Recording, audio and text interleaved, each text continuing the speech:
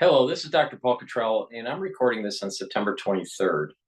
As you know, I've been concerned about a few dates, all right, recently.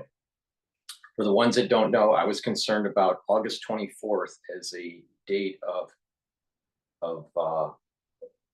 worry, all right? And the reason why was that if you take October 7th from last year and go 322 days, it ends up being August 24th. On August 24th, there were airstrikes from Israel in the Lebanon region fighting against Hezbollah, all right? And I said that when that news came out, because I didn't know at the time, I knew that the date was worrisome because of the 322 days from October 7th, but I didn't know what was going to happen. And then when the airstrike started, I said that this was going to start a sequence of events, all right? Now, another date that I'm concerned about is September 24th of this year. And I said months ago that I was seeing blue, New York. It felt like it was UN related, and that it was going to be, it almost felt like it was radiological or something big, something bad. All right. Now, there's a UN General Assembly that's taking place, and on the 24th, there's going to be what they call a high-level discussion of things, flashpoints or worrisome areas in the world. That's supposed to take place tomorrow. All right. Now, a lot has been happening with Israel and Hezbollah. Okay, there's this new war that's starting to happen in the northern front. It's been happening actually since October 7th, but it's really ramped up because operations in Gaza are starting to abate, and now Israel is starting to do a orchestrated effort to escalate the northern front, okay, with the pager bombings and the targeted assassinations and all this, all right? So that's obviously going to be a high level of discussion on September 24th at the UN. Now, there have been some, and I haven't been paying attention to it, but I believe on the 22nd, there was some passage of some UN proposals. I don't know what exactly is in them. I'm not going to pretend that I know. I know something passed around, I think it was September 22nd or the 21st. But there's things that are happening with the UN, and there's things that are happening with the Northern Front, with the war between Israel and Hezbollah, that they're together, all right? And there was a speech by, I believe it's the head of Hezbollah. I'm not sure if it was one of the leaders in Iran, but I think it was the head of Hezbollah that stated that Israel is going to repent, or there will be a judgment on them soon because of what happened with the pagers and the walkie-talkies. That's an important phrase, which I don't think that most people understand, because Judgment Day, Yom Kippur, the Day of Atonement, all right, is October 11th and 12th, right? So it's sundown on October 11th until sundown on October 12th in the United States. So that means that there might be something that's happening between October 2nd, which is the beginning of Rosh Hashanah, to October 12th, with this warning that took place with this speech from one of the leaders and with Hezbollah, right? I think he's a Lebanese leader, not an Iranian leader. But either way, the point here is that there was, in his speech, he warned about, an atonement and kind of a judgment.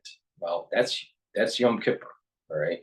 So we'll see what happens, but I'm concerned about tomorrow's date, I don't know if some big world event is going to happen internationally. Maybe there's bombings, maybe there's world peace, who knows? But I just feel that something is happening on that date that sets in motion a series of events that will it seems to me lead to more conflict in the world, not just in the Middle East region. I can't prove it, but I feel that September 24th, on what's happening in New York, is tied to what's happening on the Northern Front, that leads to a domino effect that escalates violence in Europe, in the Middle East, and in Asia. All right. I'm concerned about the September 24th date. All right. Now, maybe I'm wrong, and it's the opposite. Maybe there's some sort of peace agreement that can be reached. I doubt it, but tomorrow, September 24th, I'm concerned about something's going on in the UN that sets in motion a series of things that I feel that are problematic. Okay, whatever that means. All right. There's been a lot of activity in the news over the weekend and even last night between Israel and Lebanon, especially tied to Hezbollah. So let's start playing a few videos about that, and I will kind of give you my take on it and see what's aligning with that feeling that I have about September 24th, which is tomorrow. All right. I'm not just picking a date, that's just close to expiring, right? I mentioned this months ago, all right, that I was concerned about this date. And I also mentioned months ago, that, a few months ago, about the 322 date from October 7th and how the 332 date leads to September 24th, a month later. All right. The 332 date is October 7th, countdown 322 days. You get to August 24th. Then from there, I was concerned about something with the UN in September 24th that leads to further conflict. And then with that speech from Hezbollah, it's kind of, I'm sensing that something's going to happen between Yom Kippur, probably around Yom Kippur time.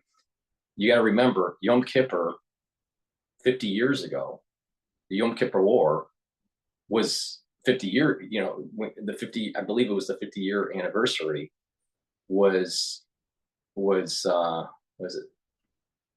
Hold on, let me double check that. But it was the anniversary was last year. I thought it was the 50-year anniversary was last year.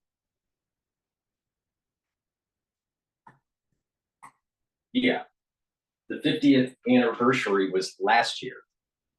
Okay, but they attacked on Simchas Torah. All right, which is the tail end of Sukkot. So basically, what this is that you have Rosh Hashanah, Yom Kippur, Sukkot, Simchas Torah. All right. Last year was the 50th anniversary of the Yom Kippur War. All right. They attacked on October 7th on Simchas Torah. All right. Not on Yom Kippur. And last year on Rosh Hashanah, we couldn't blow the shofar, so we couldn't silence the great prosecutor.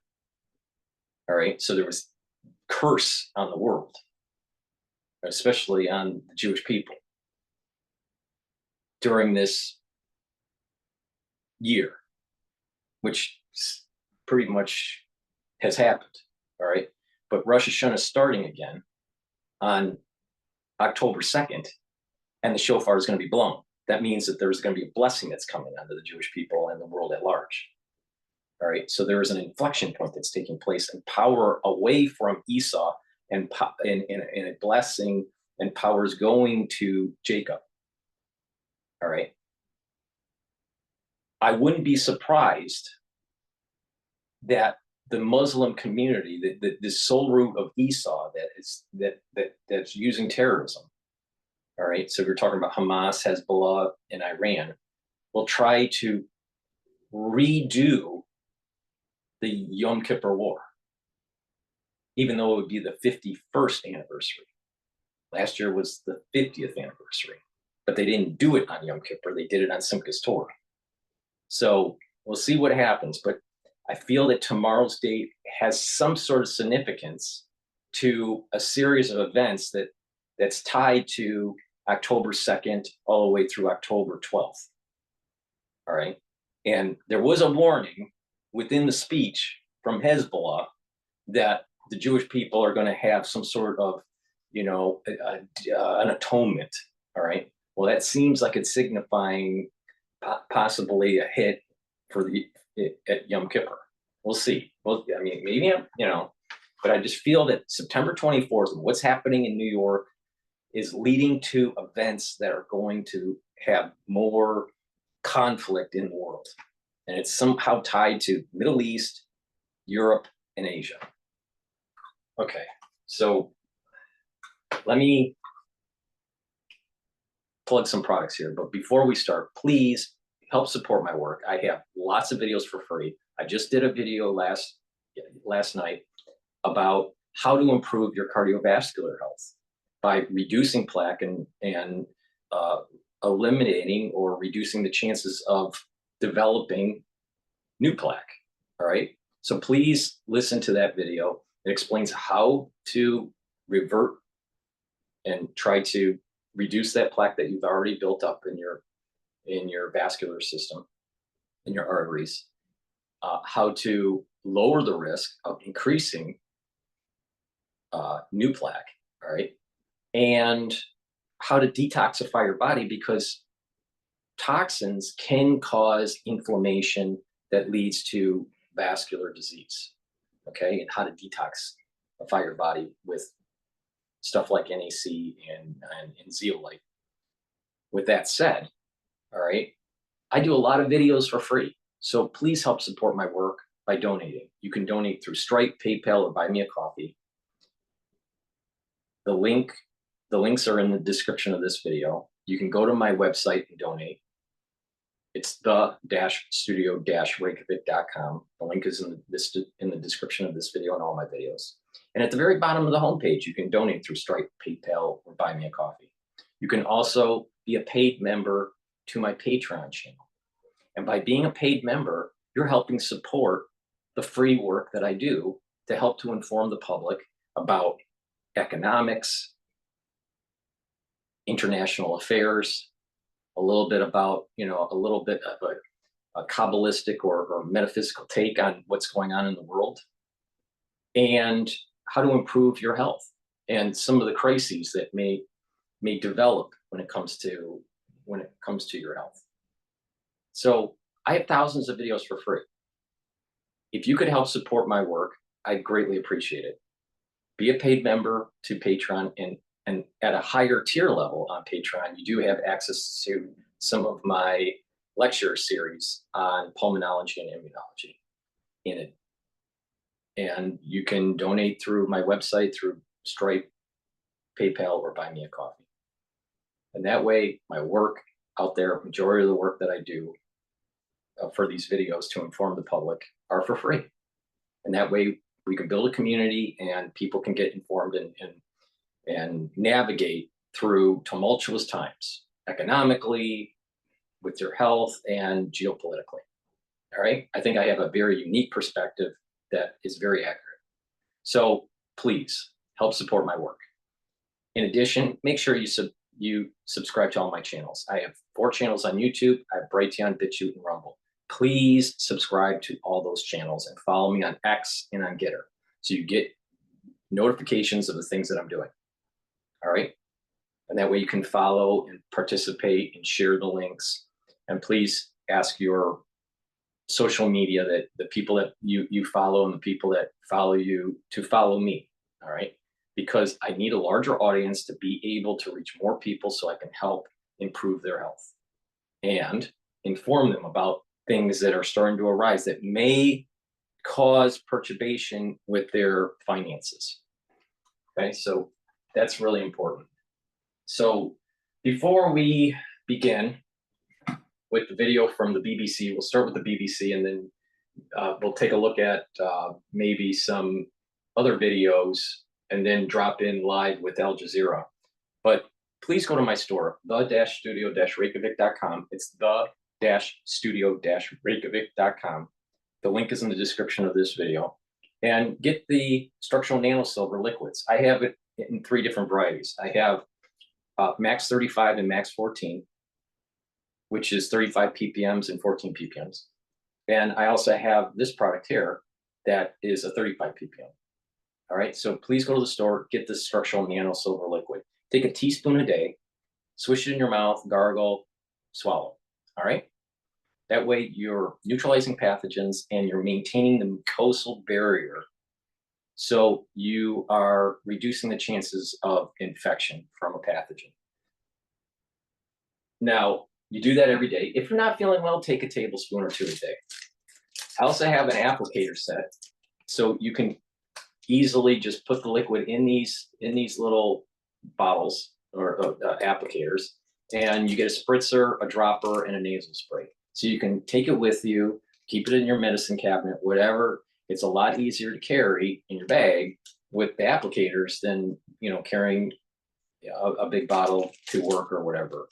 So go and get the applicator that I have on my store. And it's really important to have good oral hygiene. All right. So you can improve your oral hygiene with taking the structural nanosilver liquid every day. But also, I have a great toothpaste. It has no fluoride in it. It has the structural nanosilver. It'll neutralize pathogens, whiten your teeth, freshen your breath, maintain your gum line, improve your gum line because it's reducing inflammation, and you're going to have just better oral hygiene. By doing that, you're going to improve your cardiovascular system, because a lot of people don't realize that poor oral hygiene will increase the chances of vascular disease and valvular disease. Why? Because some of the tartar may get into your bloodstream and cause a little bit of inflammation and perturbation on the intima of your vascular system, but also bacteria. And bacteria can attach to the valves of your heart and sit there and cause disease. And it's called vegetation of the valve. When people are older, that vegetation and calcification of the valve gets to a point where you might have to have a valve replacement. So, and there's regurgitations that happen with the heart because of the valve disease, and you can get blood clots and strokes and all this stuff. So it's really a problem. So good oral hygiene will reduce that chance. It won't eliminate it, but it reduces the chance, especially when you get older. So good oral hygiene is really important. In addition, when you get bacteria and stuff into your bloodstream, it's going to cause inflammation and additional problems with your vascular system. So it's really, oral hygiene does help cardiovascular health. Good oral hygiene helps with cardiovascular health. Bad oral hygiene can lead to cardiovascular disease.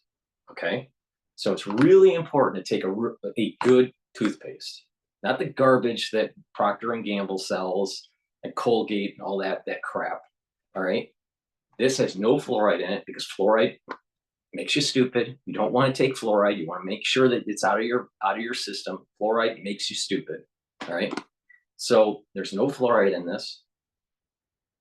It has the structural nanosilver. It neutralizes pathogens. It reduces the inflammation, and improves the oral health and your oral hygiene. All right, so get a few tubes for your household. This is a very high quality toothpaste. It's going to be the best toothpaste that you actually can get. It's way better than anything Alex Jones sells. All right, so instead of supporting Alex Jones, help support Dr. Paul Cottrell and what I'm trying to do to inform the public. All right, because actually what I have to say matters. So please go to my store and get the toothpaste. All right, it's a very high quality toothpaste. Get 4 tubes for your household or whatever. Stock up.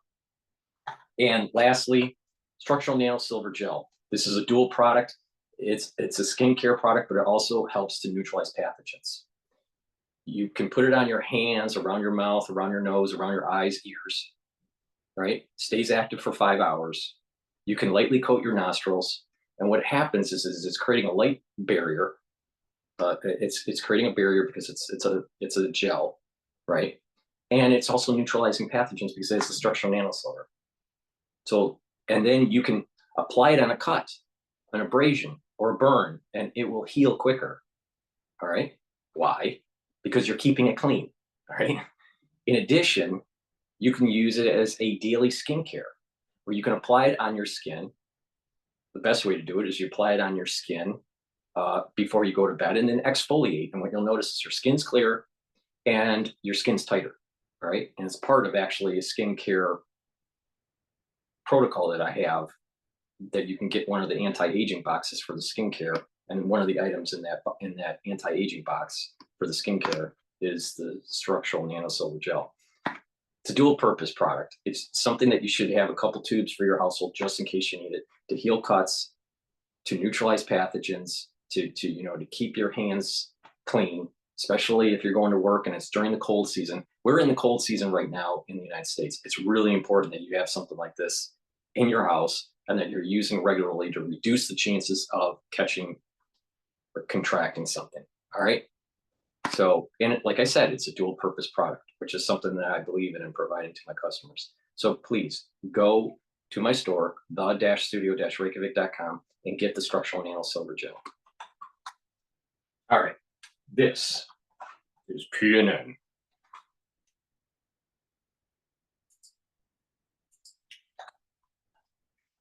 Health Ministry says 182 people have been killed and more than 700 injured in the latest wave of Israeli airstrikes in the south of the country.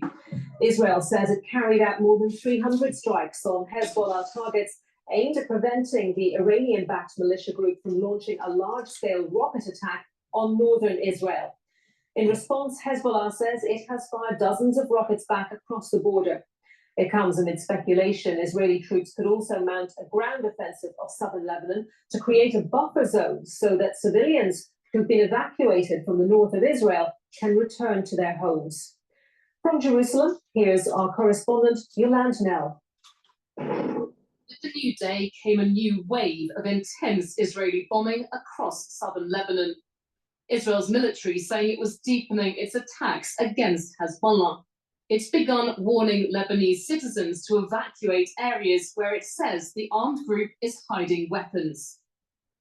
And the IDF put out this video said to show Hezbollah operatives trying to launch cruise missiles from a civilian house and the Israeli strike that followed.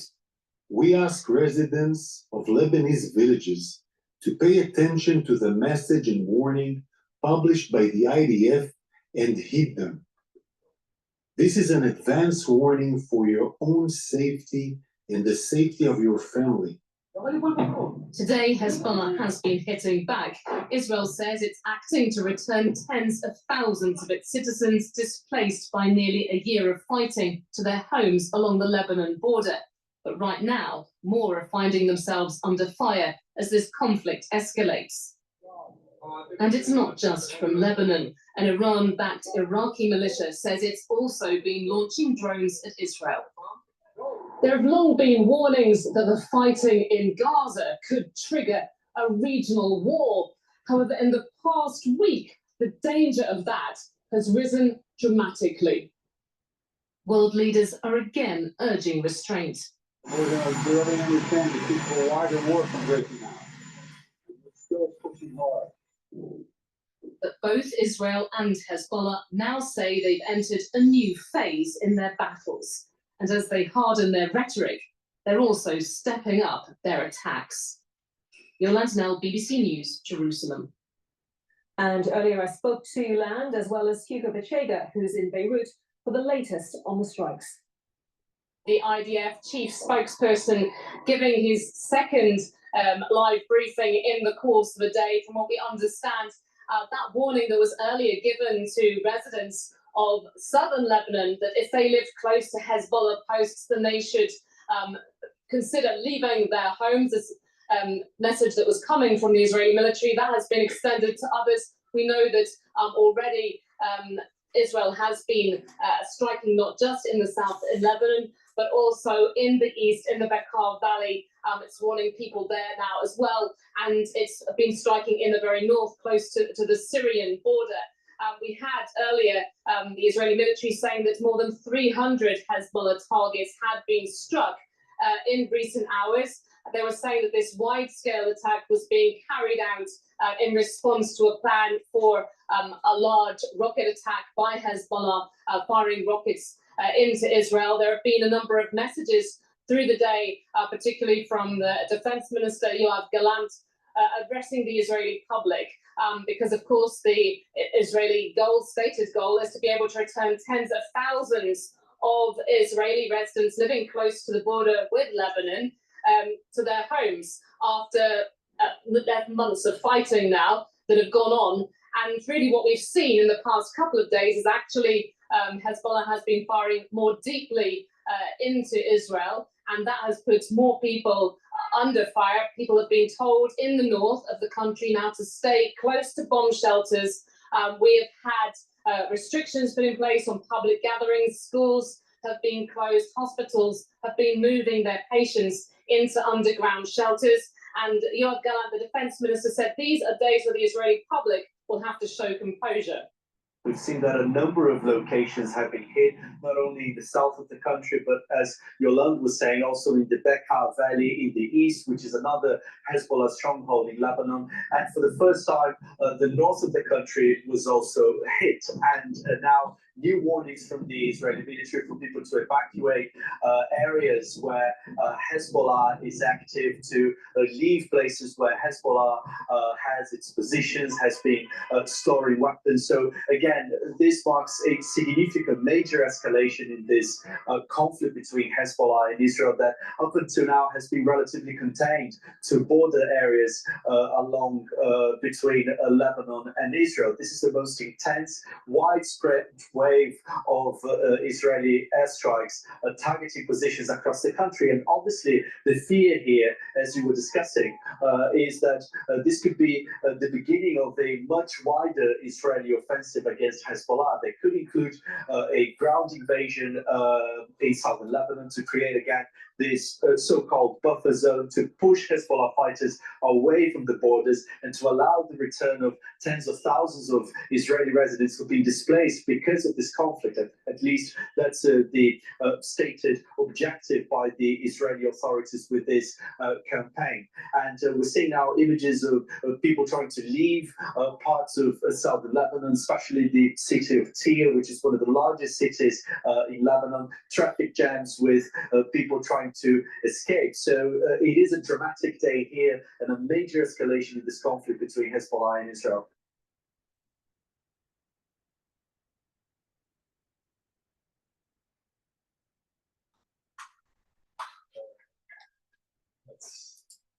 I want to see. Okay, this is DW.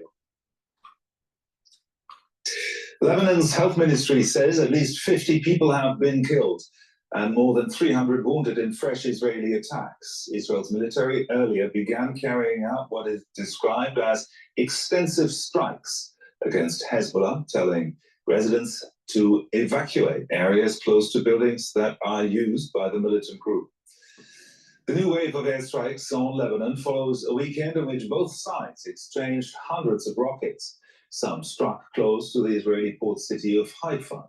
Israel's defense minister says the operations will continue until residents can return to evacuated areas near the northern border with Lebanon. Hezbollah has said it will fight on until a ceasefire is secured in Gaza.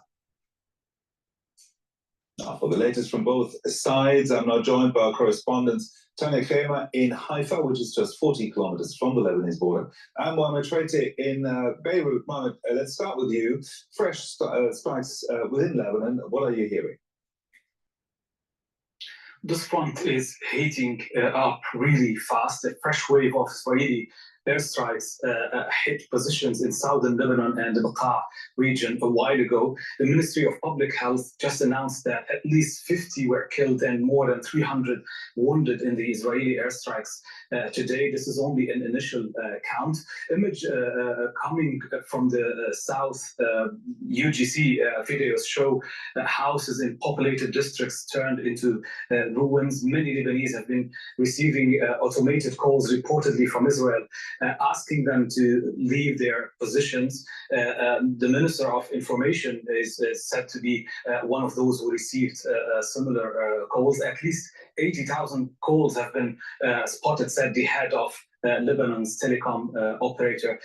This confrontation is clearly in a new stage, in a new phase of heavy cross-border shelling, and it appears that this will gradually increase in the coming few days as the front appears to be in a deadlock. Israel wants to return tens of thousands of Israeli evacuees back to the north. Hezbollah says that they won't be back unless a ceasefire is agreed upon in Gaza, and here we are. There's fears of increasing tension that would lead to an all-out war here in Lebanon. Tanya in Haifa, what more can you tell us about Israel's plans? Well, as you just heard, I mean, the military here has or is being intensifying its strikes in southern Lebanon, and they had called on residents in southern Lebanon, at least as they put it here, those close in proximity to Hezbollah military targets to leave. And we can hear here in Haifa the constant coming and going of fighter jets in the air. So since this morning, and this number, of course, is changing by the minute and by the hour, the army has said they have targeted about 300 targets or sites in southern Lebanon. And this is, of course, ongoing. There have also been air raid sirens going off towards the Sea of Galilee and places towards the eastern Galilee, also the lower Galilee, and we understand that about 25 rockets in one of the barrages were fired. The air defense system has intercepted some of them, and others were falling in open areas, but we also hear there's some likely injured, usually when shrapnel is falling down or when people are running to the shelters. Tanya, this escalation has authorities in northern Israel, where you are right now, on high alert, of course, and most places there must look like ghost towns. What does it look like in Haifa, for example? Well, Haifa is here the biggest city in northern Israel. It's also a port city, but of course it has not been evacuated like other places, like near the border, up to 5 kilometers from southern Lebanon. Those people have been actually residing in hotels or in other places, in apartments for over a year now. This is what has been stressed by the government. This situation cannot continue now. Of course, people I've been talking to this morning here in Haifa, they're saying they're worried about it. And you can see the city is much, much calmer. You know, people going to get some shopping done, and they're now waiting. What is that?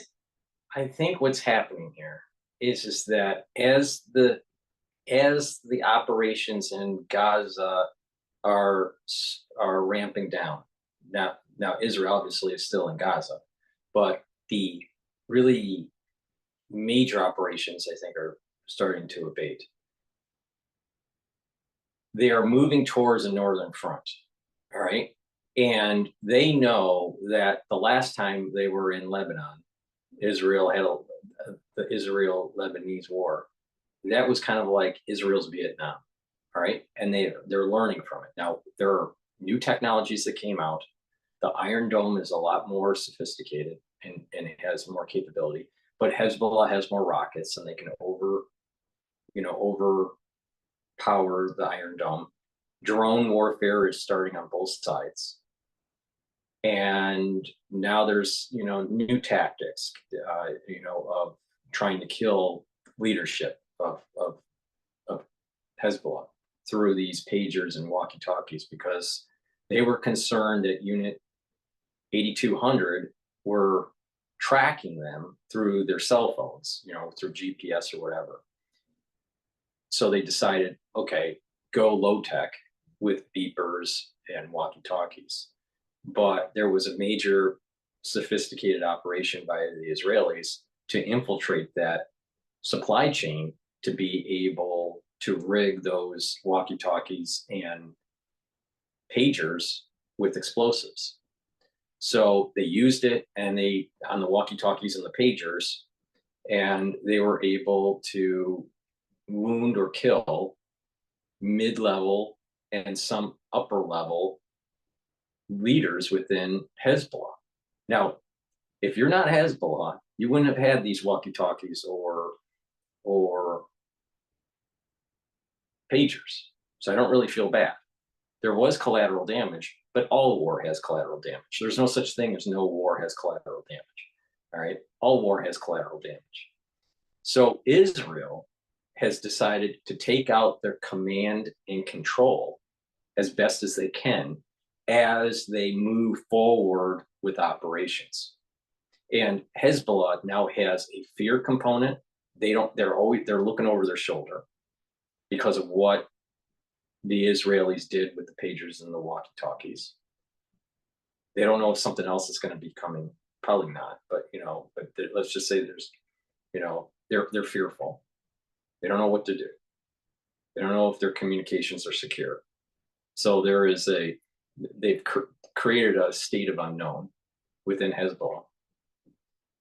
And Israel is now escalating force. It's going to be air capability, missile capability, and potentially even ground war. Now, how drone warfare plays into it, I think it'll play a lot into this. All right. But there seems to be, to me, this is moving forward to major operations where Israel has taken out Hezbollah. And that means going into Lebanon and potentially even areas of Syria. So we'll see if they also go into Iraq. Who knows? But this whole area, there's that corner of Iraq, Syria, and Lebanon is going to be a flashpoint. All right. So with that said, it seems to me that this is orchestrated. This is not just a one-off. This is a plan to take out the command and control and then move towards major operations. The United States does something very similar. What they do is they come in and they knock out communications, right? So, and by knocking out communications and surface-to-air missile capability, when the U.S. knocks out an enemy's capability, then they can come in with bombers and fighters and do further damage. So it's about degrading their capability, either radar, missiles, surface-to-air missiles, and also command and control. And I think that Israel is being methodical on moving the ball forward to knocking out Hezbollah. That's my take on this. And that this is not going to be de-escalated by some sort of a peace agreement. Israel is going to target. Israel is hunting down. Israel is in hunt mode, not in defend mode. Israel is no longer defending. Israel is hunting. They're hunting down Hezbollah now. Because with a message to Lebanon that the military is intensifying their strikes, the defense minister here has said to the Israeli public, these will be challenging days ahead, and that they should be very careful listening to the home front command guidelines. This is usually what's given out to people, where they should be, if they should be next to bomb shelters. And this comes also, there are reports here in the Israeli media that they're expecting the range of the rockets, possibly by Hezbollah, maybe to be expanded, as are the strikes possibly in southern Lebanon might expand. Mohammed, in Beirut, this is not the first time violence has broken out on this level between Israel and Hezbollah. If we're talking about the average Lebanese people, what's the mood? Well, we're seeing more people evacuating the southern towns, including major cities like Tyre, which was not hit heavily before like it was today. As the confrontation is violently escalating. People are driving to Beirut and northwards. There's more than 100,000 people had already left their homes in southern Lebanon and are taking refuge in Beirut and across the country in the mountains. This is really disrupting lives in Lebanon. Again, on so many aspects. School classes are interrupted. We heard about families picking up their children from schools here in Beirut. The Minister of Education just said a while ago also that schools will be shut down today and tomorrow in the south and in the Beqa regions. Hospitals are working at utmost capabilities. You know, Lebanon have gone through a very volatile week last week after Hezbollah device explosions and the Israeli airstrike on the southern suburbs of Beirut late last week. Now fears are really growing that this escalation continue to increase in intensity and targeted territory and geography, and namely in Beirut and the southern suburbs of Beirut. Many thanks there to our correspondents Talia Kramer in Haifa and Mola Shreite in Beirut. And how are the numbers looking? We're landing at a strong 70 SPF. Thanks to Jet Blue, so where's Kayla's on vacation already? I absolutely hate that commercial. Now let's cross next to Makram Rabach. He's in Beirut as well. He lectures in history at the American University there. Makram, considering recent developments and rhetoric from both sides, how severe do you expect Israel's announced strikes to be? Well, it is clear that the Israelis are trying to push the envelope by forcing Hezbollah to announce its defeat in a way. It has systematically started to bomb on a larger scale many of the villages which extend beyond the so-called border villages with Palestine. And this is why, technically, I think that the so-called exodus of the inhabitants of South Lebanon will remind everyone what is at stake. And I think that Hezbollah, given what had happened with it in the last 2 days, particularly the killing of one of its highest senior military commanders, or what happened with the pager attack, I think that now is the right time for Hezbollah to ask for help.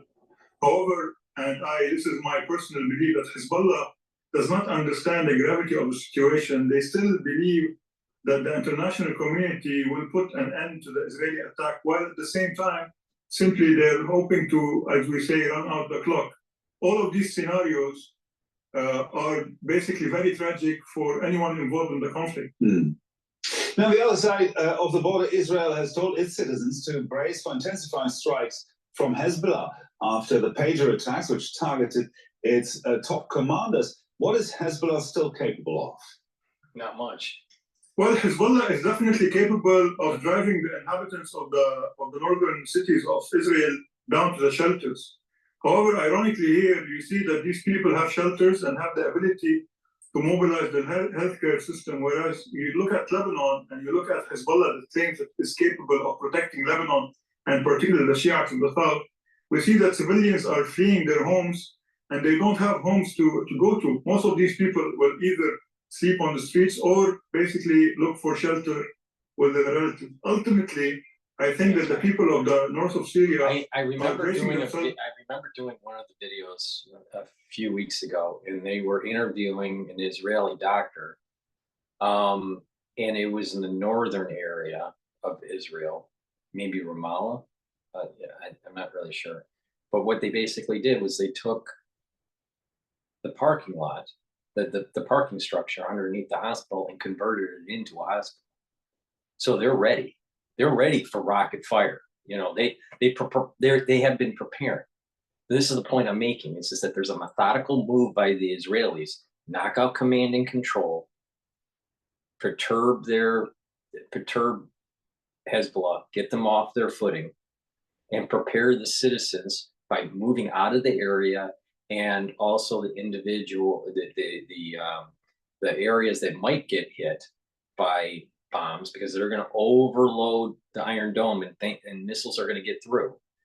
Maybe even drones get through, and underneath the radar system. But the Israelis have hardened their hospitals in such a way where they don't need the hospital. It's all underground. All right. Through the car park areas, these car park that's underneath the hospital. And they were interviewing the head doctors, and he was walking through the parking structure, and you could see these bays, these ER bays. So, I mean, Israel's ready. I mean, they're ready to hunt Hezbollah. For a kind of an escalation of violence. However, in the case of Lebanon, the total collapse of the country, be it because of the war or because of the economic situation, makes the potential idea of an elongated or prolonged war a very tragic and very devastating on the people's psychological mindset as well as their physical well-being. Now, these pager attacks have injured thousands, including civilians. Has that boosted support for Hezbollah in Lebanon? Well, I wouldn't call it support. Many of the people who showed empathy or unity with some of these civilians that were injured did so because at the end of the day, these are fellow Lebanese. This doesn't really cross into supporting Hezbollah's Iranian war. At the end of the day, I personally felt empathy and did support and was willing to show more empathy to people who were hurt, but in no way I'm willing to adopt the rhetoric of Hassan Nasrallah and Hezbollah, who sees that the only way forward is more destruction and more violence. And certainly the people of Lebanon don't want to throw Israel into the sea. We just want peace. We want the war in Gaza to end. Yet at the same time, we don't see that the continuing of the fighting in Lebanon, as Nasrallah and Hezbollah are promoting, is actually beneficial for the Palestinians, nor for the people of Lebanon. Now, talking about the people of Lebanon, what role is the Lebanese government playing in all this? Couldn't they de-escalate? Well, the Lebanese government, contrary to the government we had in 2006, has no legitimacy whatsoever. First of all, it's a caretaker government, not to mention that we don't have a president. This vacancy in the presidency is basically one of the deadly sins of Hezbollah and its allies. Not to mention that at the end of the day, the Miqati government, Prime Minister Najib Miqati, is simply a kind of a puppet. And much of the rhetoric he's saying, he acts as if he's a sovereign prime minister. Yet at the end of the day, the decision for war and peace comes from Iran and doesn't even come from Hezbollah. So all of this has discredited Miqati and in a way has isolated Lebanon's political elite and made them a kind of a pariah. This is why now we have many regional as well as foreign actors trying to rush to Beirut to try to impose a kind of a ceasefire or potential reinstating of the UN Security Council Resolution 1701. Yet at the same time, we don't have a credible government to actually see this idea through. Now, the anniversary of the October 7th terror attacks by Hamas is coming close. What effect does that have on the escalation between Israel and Hezbollah? Does it have any? Well, I think this is an earnest reminder that despite the war might be coming to the end, or despite that Gaza has become somewhat thing of the past, we have entered a new phase of conflict, which is more devastating. Even the Israeli media is referring to what's happening in Lebanon as the third war, which means that we are entering a new phase in the conflict. The only difference is that previously in 2006, the majority of the Lebanese, including myself, bet on the idea that Nasrallah and Hezbollah will act Lebanese, and they have failed miserably in this. At the moment, there's no real betting on Nasrallah's Lebanese interests, and this is why ultimately I think what the Israelis are trying to do, other than bring back the inhabitants of the south back to their villages, they're trying to drag Iran into war, which doesn't bode well for the entire region and for global security and stability. Why do you say that? Why would it be? I totally disagree. I mean, is Israel going and hunting down Hezbollah and the apparatus that's funding Hezbollah and Hamas from Iran? Of course they are. Of course Israel's doing that. All right, and they should. Because if you keep on kicking the can down the road, it only gets worse. It gets more violent, it gets more expensive. more people die, more collateral damage. Israel needs to take out Hamas, Hezbollah, and the leadership in Iran, the theocratic leadership in Iran. Because what's interesting about Iran is that there's a secular part of Iran that really wants self-government, and they don't want the Ayatollah. So what? And we can't have Iran go nuclear. That for sure, that we can't have that happen. You know, so if Iran goes nuclear, right, and has nuclear capability, it's a major failure of foreign policy by the United States government. Iran cannot have nuclear weapons. So you can't let they kick the can down the road. Israel tried to fix this problem with the capability that they had at the time I think it was 2006. All right, it didn't work. It was like their Vietnam. All right, things have changed. All right, we fast forward to 2024. Things are way different now, and so this may be that moment in time to just knock it out. You can't keep on just going, okay, we're just going to have peace, because what's going to happen is Iran goes nuclear. It changes the whole dynamic. Most likely there would be nuclear conflict. And, you know, you can see that the terrorists, Hezbollah, Hamas, and even Iran are like going, oh, wait, maybe we kicked a hornet's nest on October 7th. They didn't kick a hornet's nest. They woke up a giant. You know, what's going to happen is that these people are going to be targeted, they're going to be hunted down, and they're going to be killed. And the world will be in a better place in the long run. Will there be collateral damage? Yes, there will be. But that is going to be way better than kicking the can down the road and having a nuclear Iran, because you're not going to have this whole mutual assured destruction idea with a theocracy, and this whole problem with Sunni and Shia and all this crap, and then the secularism versus the theocracy within Iran. No, you got to knock it out now before it gets way too dangerous. Israel has to hunt them down and kill them. Iran into a war. Because ultimately, this idea that Israel is fighting Hezbollah is absurd. Hezbollah is one proxy in a series of proxies. You see that the Houthis have tried to join in, the Iraqis are trying to join in, not to mention that Syria is also actively, indirectly, by trying to insert to Israel. Right. And this is the reason why I said that as this war starts to balloon out, as this war escalates, what's going to happen is that Israel's borders are going to go back to biblical time, because all of these factions, all these terrorist factions, are attacking, and there's going to be a great alignment between Israel, the Western powers, and Saudi Arabia. All right, and maybe even Jordan. But what's going to happen is there's going to be a larger fight that ensues. And eventually they'll reach homeostasis, and there will be peace and actually prosperity. The Middle East, once there's peace, is going to be a very prosperous, very technological, and very modern world, modern area. But this has to be cleaned up first. You know, the future isn't. When you fast forward 100 years from now, when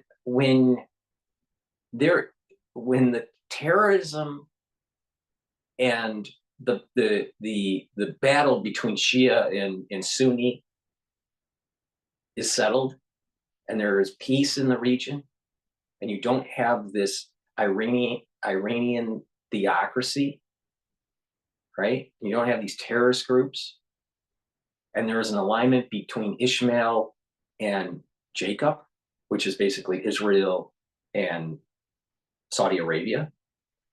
This region is going to be very technological, very peaceful, and there's going to be a lot of investment going into that area, and it's going to turn a desert into a flourishing metropolis. All right. So the future isn't so much China. The future is really the Middle East, but they have to go through this tumultuous period of time. It's going to be it's a desert right now. It seems like there's, no what, but if you start desalinating and you're doing canals and all this stuff, you can turn that whole area into a very lush environment. China, right now, in the short term, seems to be a major player in the economy, and obviously they're trying to fight the hegemonic power of the United States Navy. All right. So in the short term, the major power to really focus on for the United States is China. But the future of the world in terms of economics is not China. It's going to be the Middle East. But if this stuff has to happen first, knocking out the terrorists and getting, investment, having peace agreements, having rule of law, and it's going to be a very prosperous environment for everybody, for Lebanon, for Syria, for Saudi Arabia, for even the secular Iranians, for Egypt. You got to kill the terrorists first. Because think about it. What do the terrorists want? The terrorists want a very extreme interpretation of Islam, and they want to control their citizens and keep them in the Stone Age.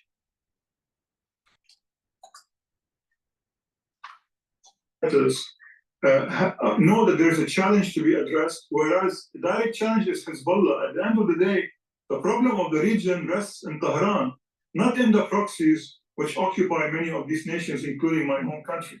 So I believe ultimately Netanyahu will try to do this on the pulpit of the United Nations General Assembly. Remind everyone that the Obama doctrine and the whole so-called democratic the democratic administration's insistence that Iran can be a source of stability has failed miserably, and this is why one has to go back. This is why I keep on saying that months ago, you just can roll to those videos.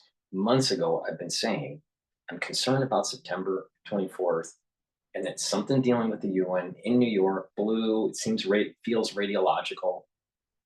And that there is, it's tied to, world events, Middle East and so, but I didn't know exactly what it means, but things are going to be said at the UN. Things are going to be discussed at the high level meeting on the 24th that is going to move the ball. It's going to set in motion things that are what I'm talking about with the Great Hunt against Islamic terrorism.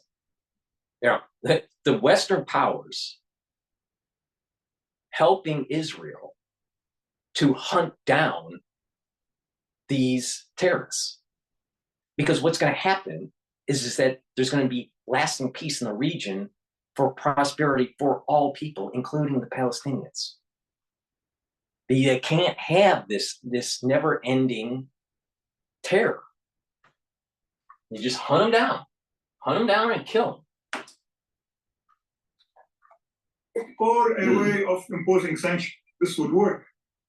I don't know about that one. The American University of Beirut, thank you very much. The American University of Beirut may not be around after this war. All right. It looks like France 24 is maybe a little bit negative towards Israel. So I want to get both perspectives, things that are more aligned with Israel.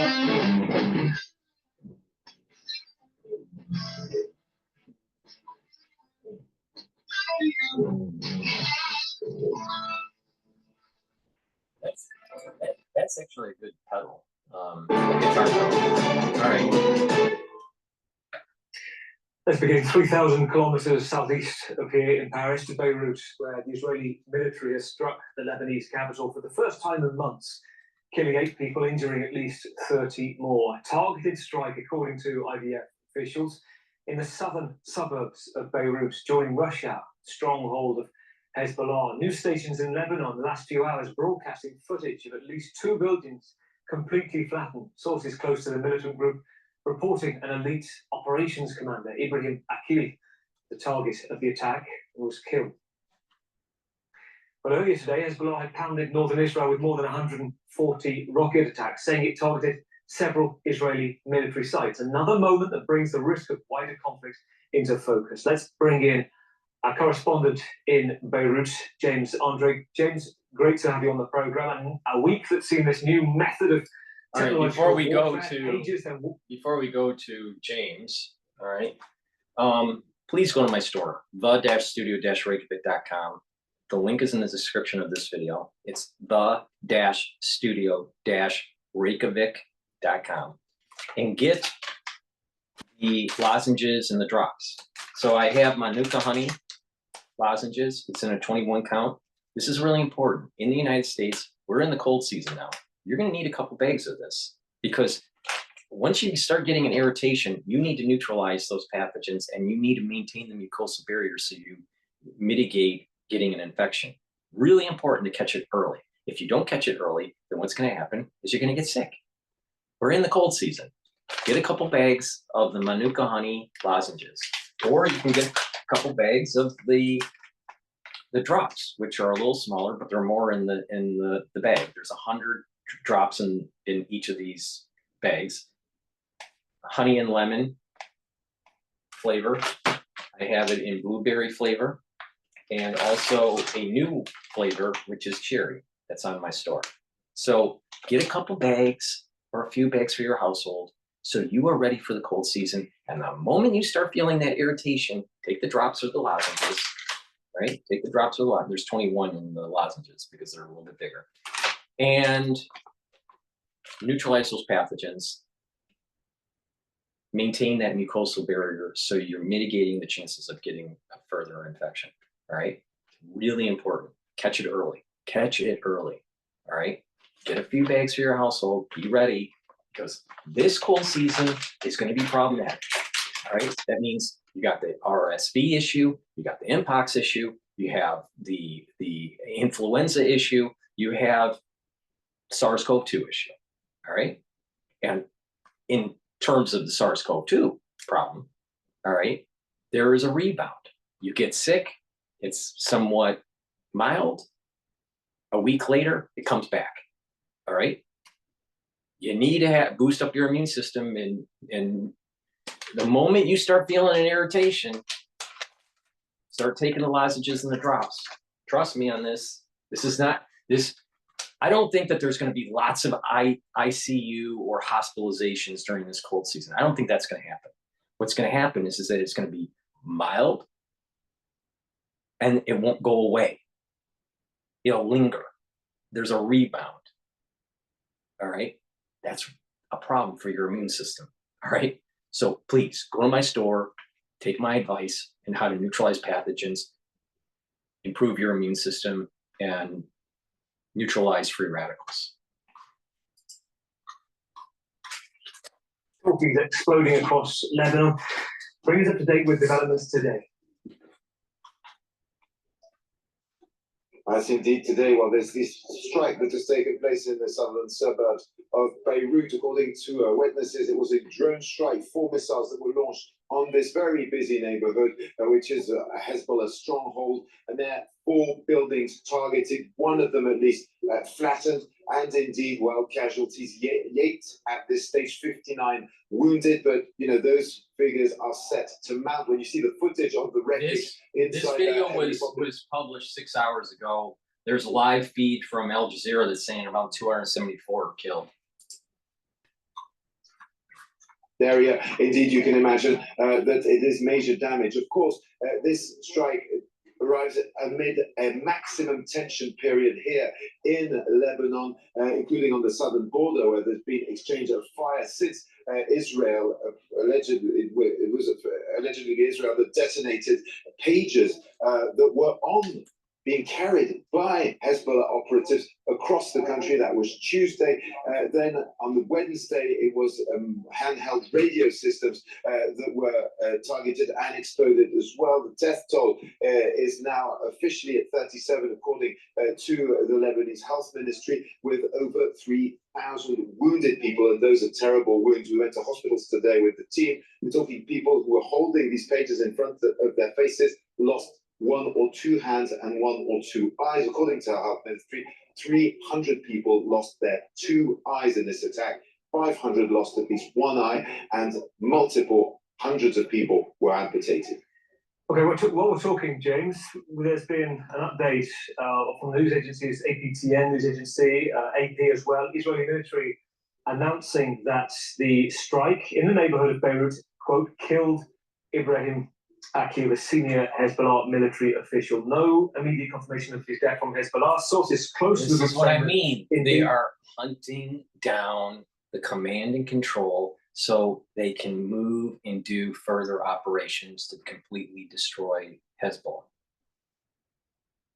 Israel is not in defense mode anymore. Israel is in hunt mode. They are hunting them down.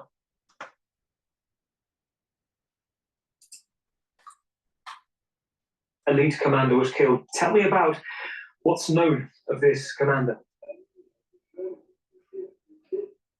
Well, he is a very high-profile Hezbollah fighter indeed.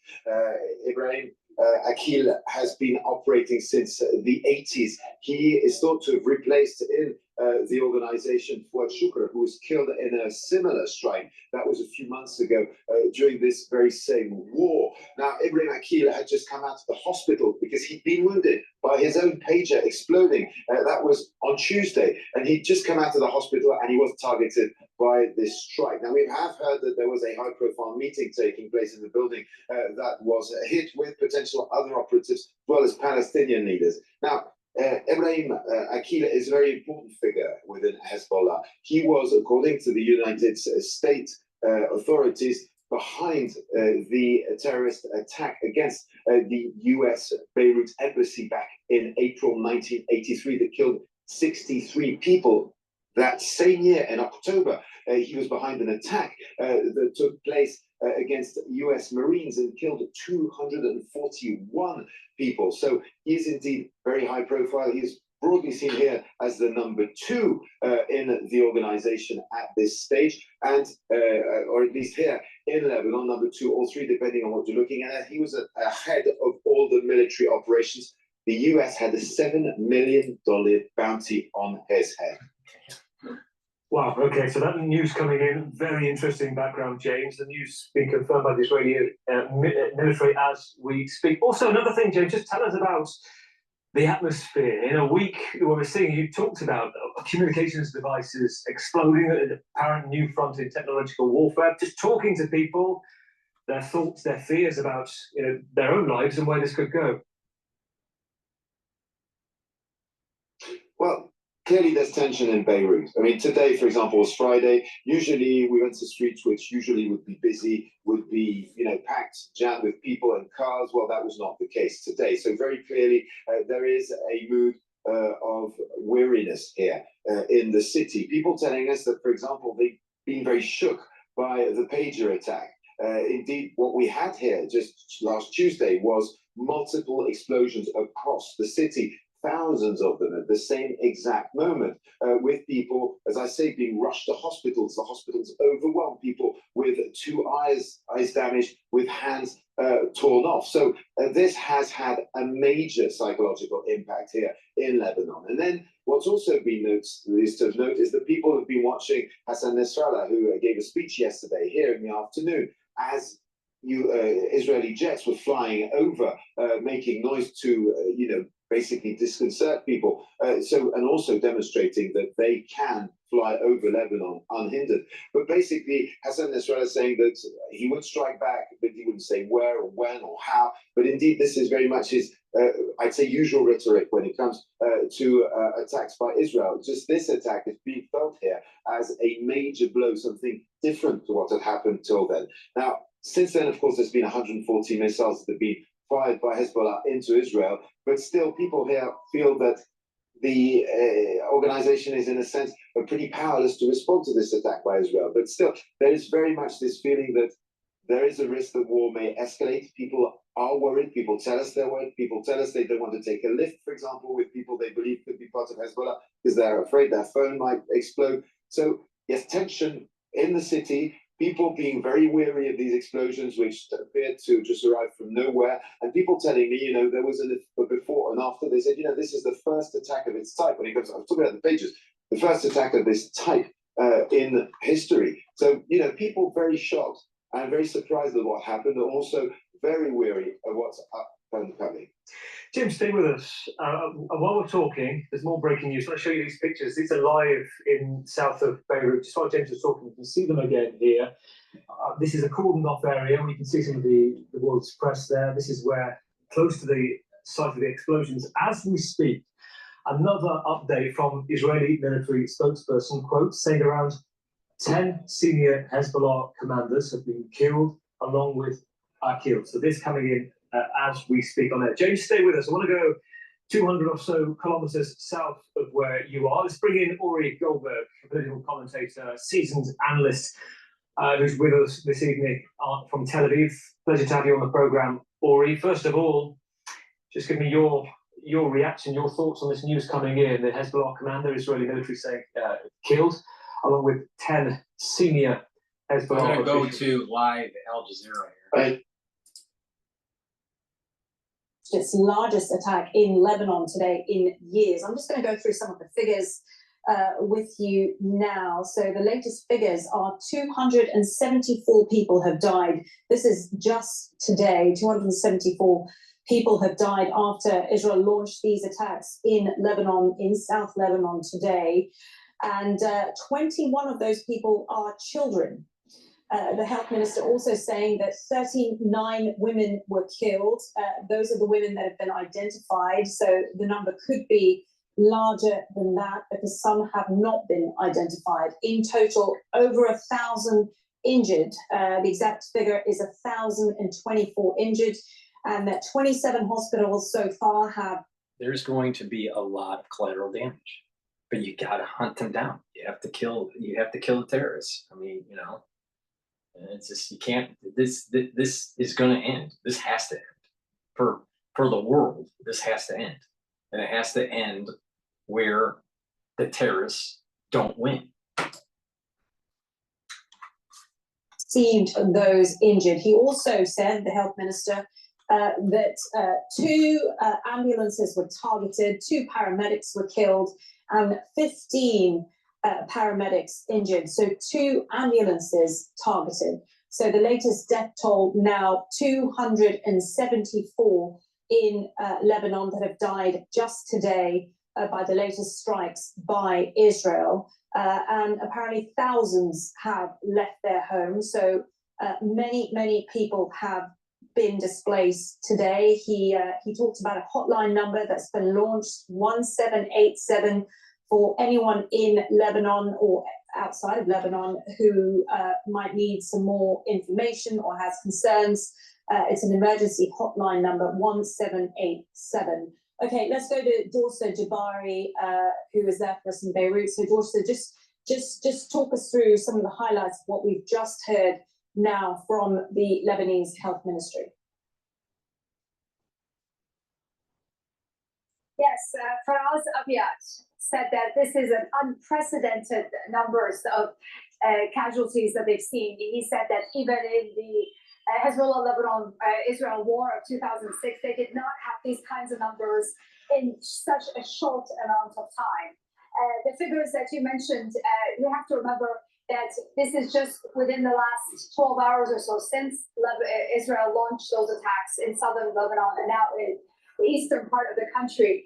Over the past less than a week, after a number of Israeli strikes, including the pagers that belong to Hezbollah members, the walkie-talkies, and the attack in Dakhla, we are now at 365 people that have been killed by Israel in less than a week in Lebanon, and over 5,000 people have been injured in these multiple attacks.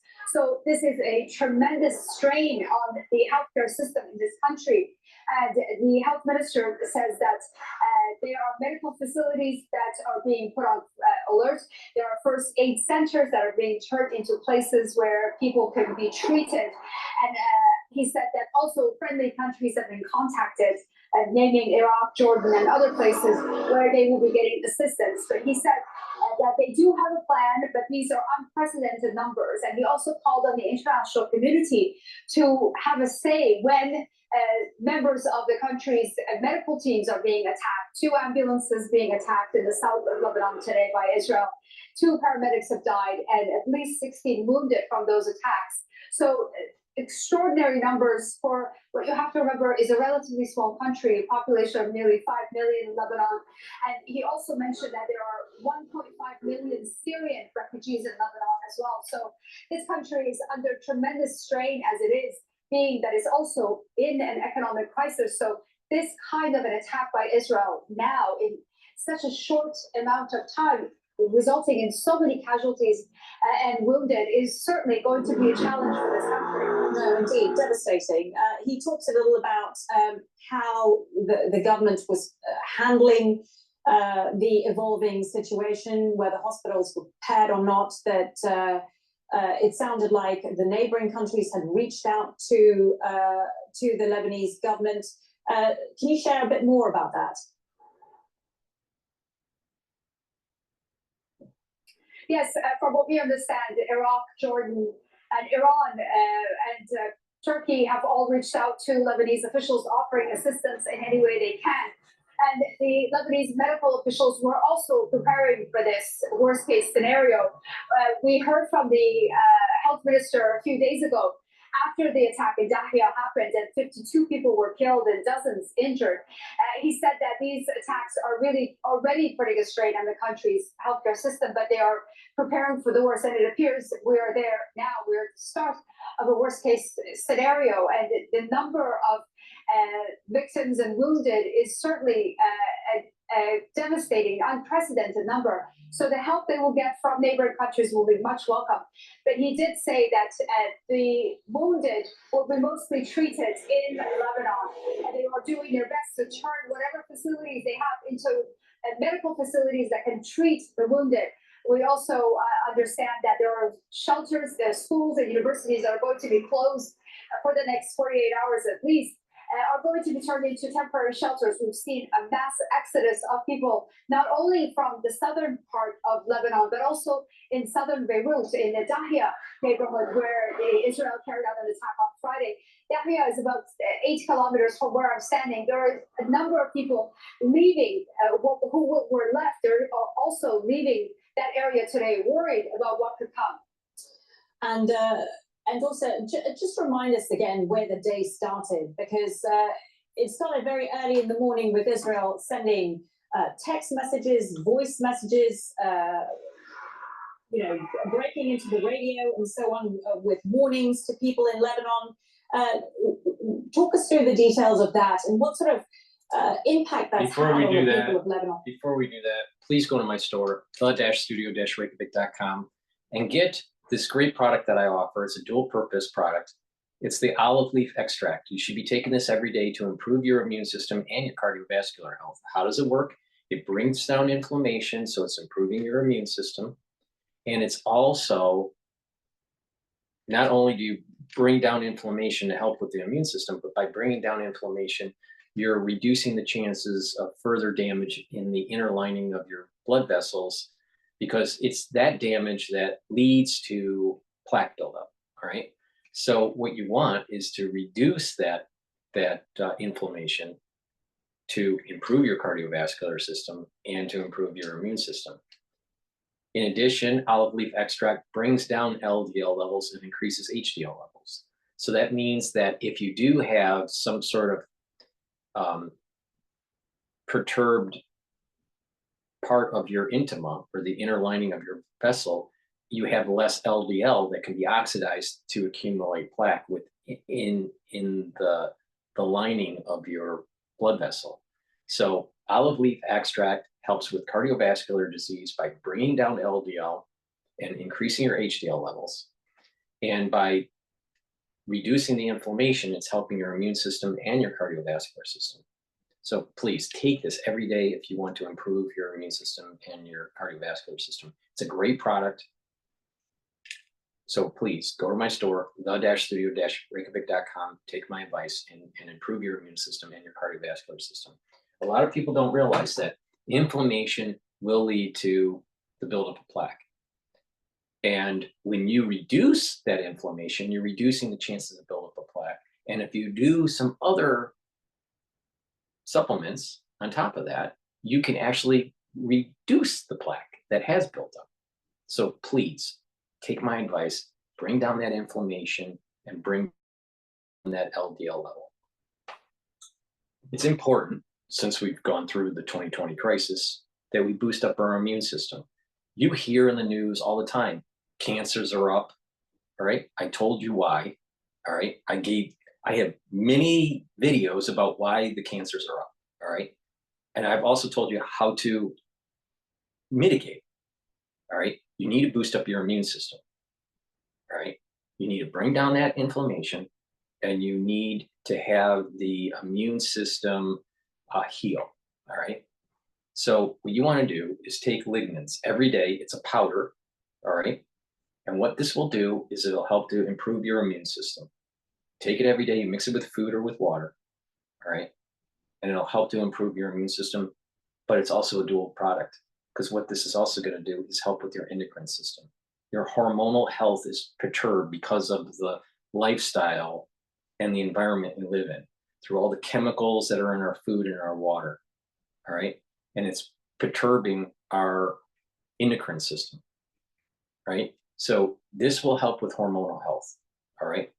So please go to the store, my store, the-studio-reykjavik.com, and get the lignans, take it every day, boost up your immune system, boost up your hormonal health. It's for males and females, really important, all right? Our endocrine system is perturbed. There is an endocrine disruption because of the chemicals that are in our foods, all right? You can mitigate that by eating properly, exercising, and taking the proper supplementation to boost up your immune system and improve your endocrine system. And lignans helps with that, all right? Now,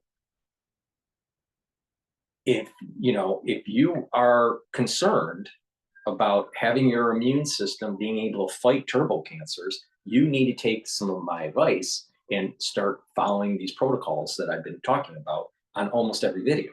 So if someone says, I don't understand your protocol or blah, blah, blah, blah, you're not listening, all right? Because I say it almost on every single video. And I tell you which supplements to take. So please go to the store, the-studio-reykjavik.com, and take the lignans every day to improve your immune system so you have a higher probability of being able to fight disease, including cancer. Because a bad immune system leads to cancer. Guess what? People that have HIV and they develop AIDS, they have certain types of cancers that pop up. Why? Because their immune system can't fight. If you don't have CD8s working and natural killer cells working, how does your body target cancer cells to kill them?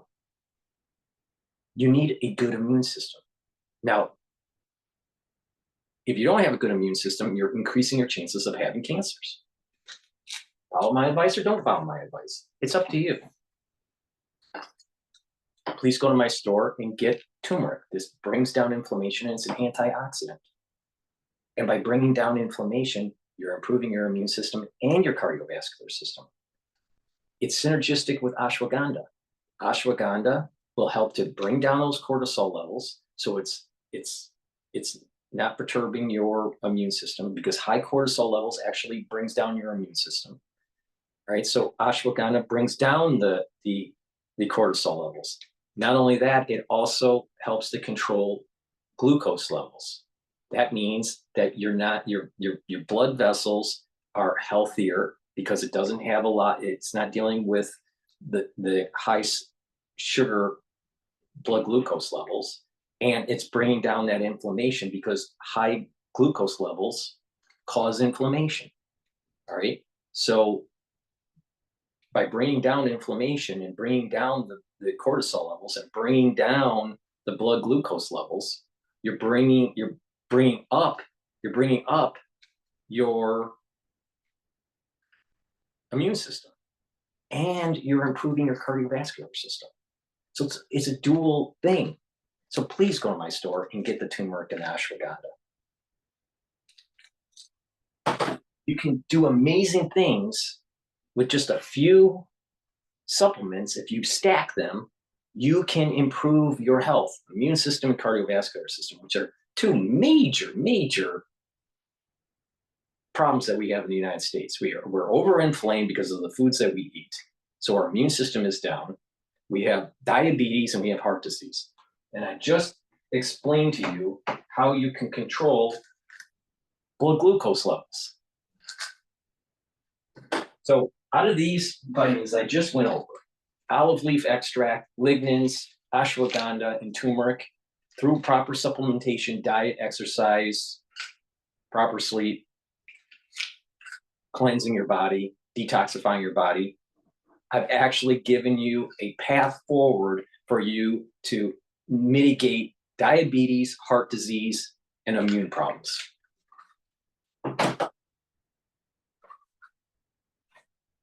Please go to my store and get the vitamin C. Everyone needs to take vitamin C. It's good for your skin, but not just that, it helps with your immune system. And if you are feeling sick during the cold season, take a double dose.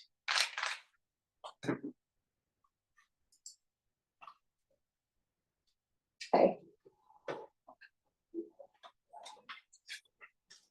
Well, early in the morning, about 4 GMT, people started getting text messages and phone calls with pre-recorded message warning them that if they were anywhere near Hezbollah facility or the Hezbollah storing facility weapons around them, they should evacuate immediately. Now, there was also radio channels that were interrupted, and this message was broadcast on the radio as well for mainly people in the south. So this created a lot of confusion and panic. People were not sure if this was just a warning or if the Israelis were serious. And then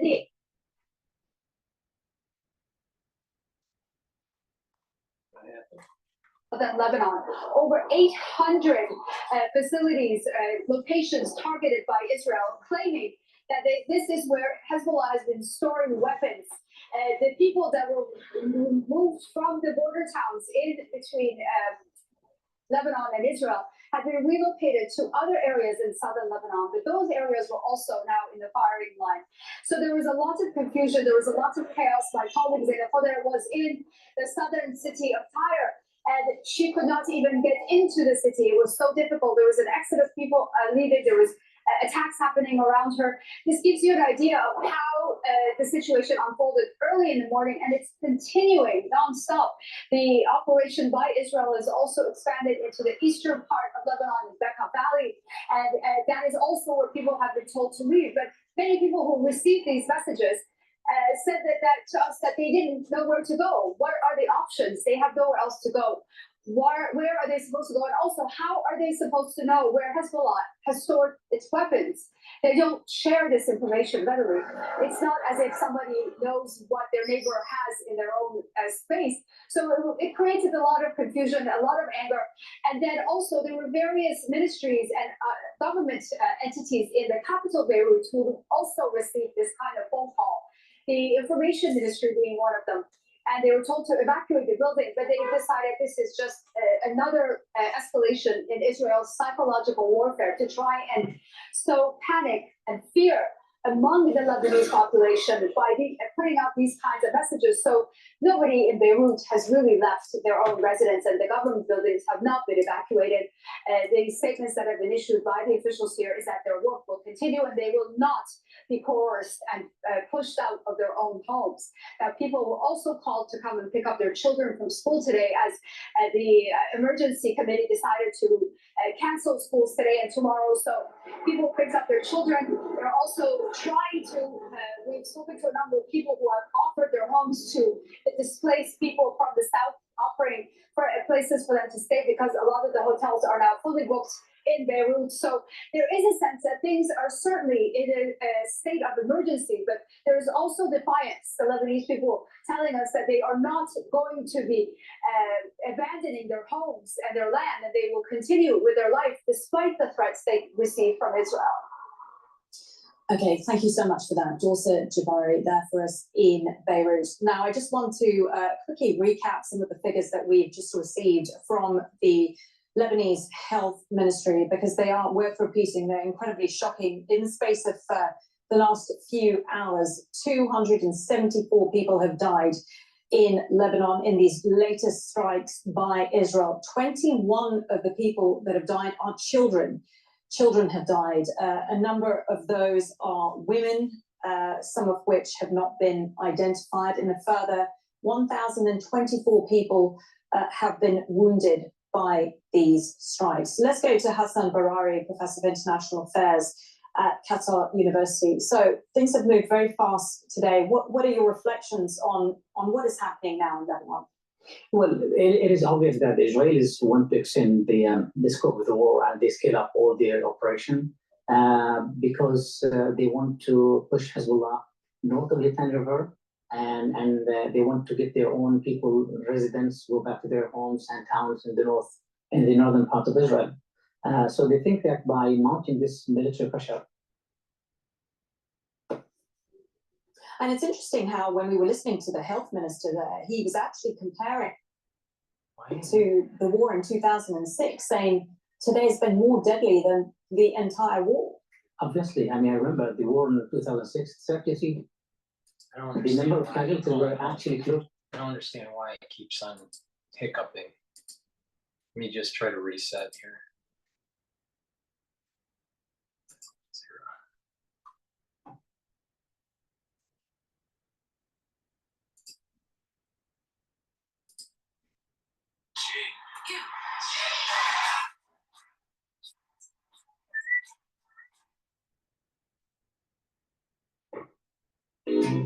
This is Coda. According to his human Brianna, Coda loves two things, digging and all sides. Imran Khan is in southern Lebanon, where Israeli airstrikes are taking place. Dorsa Jabari will bring us the mood from the capital Beirut, and from Amman, Stephanie Decker will tell us what Israel has been saying. But first to Imran Khan, who is in southern Lebanon. Imran, as we've heard, the death toll is rapidly rising. Clearly, the situation is escalating incredibly fast. Can you just explain what's happening along that border now, and strikes are still being carried out? Well, in the last few seconds, we just heard a strike. In the last 5 minutes, we've seen strikes taking place. Let me just show you where I am. That thick cloud of smoke coming up is where I saw 3 strikes come in. Within the last, I'd say, 7 minutes, that's all been taking place, and the last one taking place just a few seconds ago. This all began at 6:30 a.m. in the morning. That was that first wave of strikes. I actually saw some of the strikes come in this area. I counted at least 10. Now, the Israeli army say they hit in that initial wave 150 Hezbollah targets across southern Lebanon. Then, mid-morning, another wave of Israeli attacks. That's another either drone strike or airstrike coming in just over that ridge line over there. Yes, like I was saying, mid-morning, another wave of attacks. The Israeli army say that at least 150 targets were hit in that attack. And then this is the third wave that you're witnessing right now. Now, in total, the Israeli army say 800 targets have been attacked. Now, about an hour ago, there was a barrage of rockets here by Hezbollah, just where those bombings are taking place. I counted at least 10 outgoing rockets going into Israeli territory. Now, This is Hezbollah say they are fighting back. They say that this is going to be a war of reckoning, and it doesn't look like there is any diplomatic solutions as anytime soon. This is an escalation that we've not seen in decades. Yeah, a war of reckoning, as you say. It must be absolutely terrifying for residents there. We've seen them. The way I interpret this whole war of reckoning is kind of this whole. It's hinting towards Yom Kippur. All right. You know, and it's the Day of Atonement and the Day of Judgment. All right. And 50 years ago, last year, was when the Yom Kippur War happened. So I think things are tied together. Now, what is interesting, if you look at the history, the very famous rabbis that were from the United States told the Israelis how to conduct a war during the Yom Kippur War, and they didn't do it. They didn't do it. They didn't follow what the rabbis told them to do. All right. It's a whole new video for me to get into the details of it. But these rabbis told the Israelis that you need to do certain things, or it may be a problem later in the future. Israel didn't do it. And now we're 51 years later, and we're living through the effects. Now, one of the items that the rabbis told the Israelis to do was to move the forces all the way into Damascus and then retreat, but they didn't do that. So, you know, and the whole point is to show that there's a force, and that we will move away and allow for peace. But the Israelis didn't want to do that, right? So they didn't follow some of these wise people, right? That you can not do something on the battlefield, or do something on the battlefield that isn't so wise, all right, that leads to problems 50 years down the road. And that is the problem that we have today. They didn't follow what they were supposed to do, and we have this problem 50 years later. You can use this in just international affairs with what the United States has been doing with Taiwan, and this whole, you know, playing footsie with, you know, are we supporting Taiwan, or do we believe in China one policy? Because of some sort of expedience with the Korean War at the time, and then the war against, you know, the Cold War and all this. Now we're fast forwarding to a problem with China, Taiwan, and the United States. We didn't do the right thing. And now, this is a 50, 60, 70-year problem now. And more death and destruction is going to happen. Israel needs to go all out on this and not be afraid. And roads being blocked as people trying to escape these airstrikes. Can you just give us an idea of how many people are actually affected and what they have been saying? Sorry, there is more incoming as we are speaking. Where I am is the Nabatea Governorate. Okay, so the Nabatea Governorate normally is about 340,000 people. That's been whittled down to about half of that during the last year, since the hostilities broke out between Israel and Hezbollah. But it's now, we've been told, down to about 30%. That's about 10,000 people. Those 10,000 people, though, and I've been speaking to people not just in southern Lebanon, but all the way down to Beirut, who are like, where do we go? Where can we go? Because they're worried that if they leave here, and they may well have to leave here, and they go to, say, the Tyre Governorate, where a lot of internally displaced people, refugees in their own country, effectively, have gone to, that place is under attack as well, and they're worried about what happens to them when they get there. The pictures coming from Nabatea province, that road out, are insane. It looks like just a parking lot, but it is just a traffic jam. Roads are being closed as well. All of this is incredibly concerning and causing panic amongst a few people that are left here in southern Lebanon. Imran, thanks so much for bringing up to date with the latest there from southern Lebanon. Imran Khan for us. Well, Dorsa Jabari joins us from Beirut now. And Dorsa, what's been the reaction to today's escalation, the intensity of Israel's strikes? The Minister of Health has spoken. How has he described the situation? Well, according to Faraz Abiad, this is an unprecedented number that they've seen in terms of the wounded and the death. He said that they didn't see this number of casualties in such a short amount of time, even during the 2006 war when Hezbollah was at war with Israel. And he said that their country's medical infrastructure is really pushed to the limit, but they're doing their best. He said many facilities are being turned into medical centers to treat the wounded.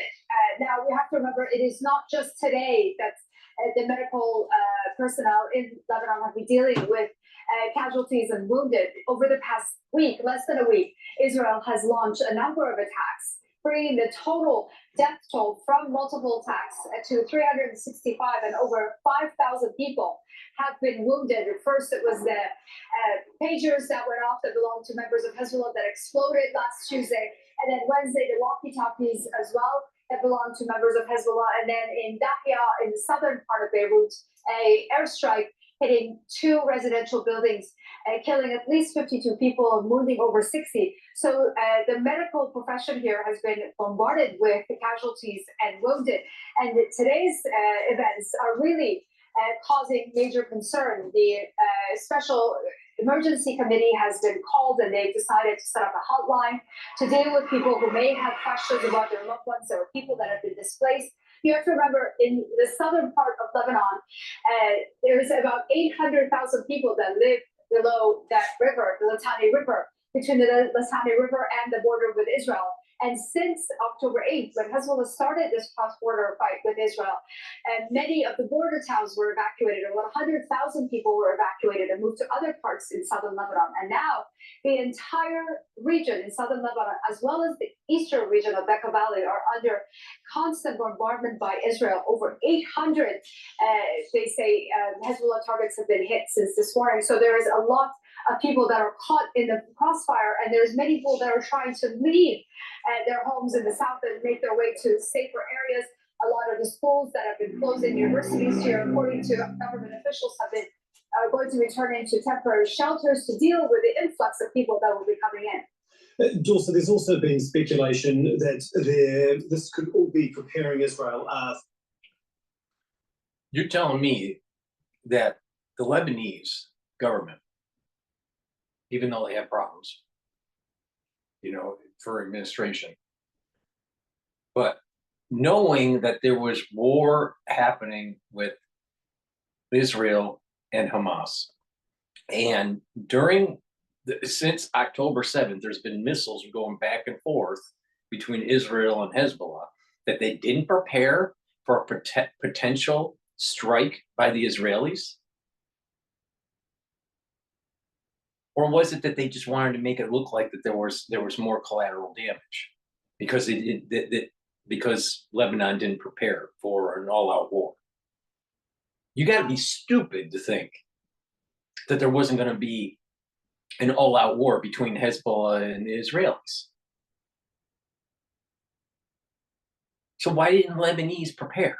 They had months. They almost had a full year to prepare. Something's not right, because what they want to do is they want to demonize what the Israelis are doing while they hunt down the terrorists. Now, there's going to be a lot of collateral damage, but there could have been less collateral damage, and there could have been more facilities prepared over the months as they saw that this was escalating.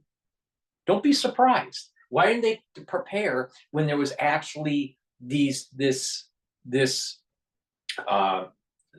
Israeli striking of Hezbollah leaders and Iranian leaders, right? And this counterstrike by Iran onto Israel And then Israel did it. Why didn't Lebanon think, well, maybe this might get a little hot and heavy. Maybe we need to prepare. Are they stupid?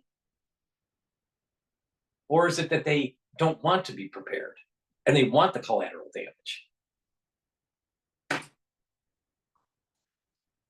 Ground invasion into Lebanon. How are people preparing for the potential of that to happen?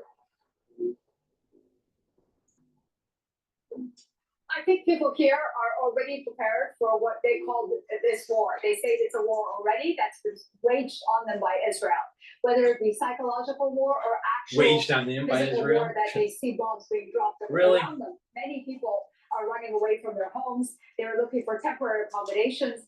They are looking for loved ones. There are still people missing from Friday's attacks. This is we're now on Monday. There are people still missing under the rubble in Dahia, which is about 7 kilometers from where I'm standing. So many people here feel they're already at war with Israel. That this is just another phase of it. This is the more extreme phase of this conflict. So, but they are adamant. They may have intellectually known that this was going to happen, but they didn't prepare. Because if they prepared, why are they having problems with treating? Doesn't seem like that the hospitals were prepared. Doesn't seem like bomb shelters were prepared. Doesn't seem like that some sort of emergency system was developed where to go if a certain region is potentially targeted. You know, these things don't just pop up. It goes on a radar. They know basically the trajectory. They can have certain regions, and they know Beirut is going to be a major issue. They didn't prepare. Intellectually, they knew it was going to happen. Those are two different things. Maybe that they're emotionally prepared, but not physically prepared. Let me go to commercial because I'm tired of stupid people in the Middle East. Please go to my store, the-studio-reykjavik.com, and get the resveratrol. This helps to get rid of senesced cells. Senesced cells are basically cells that stop dividing because they've reached their limit with the telomere lengths.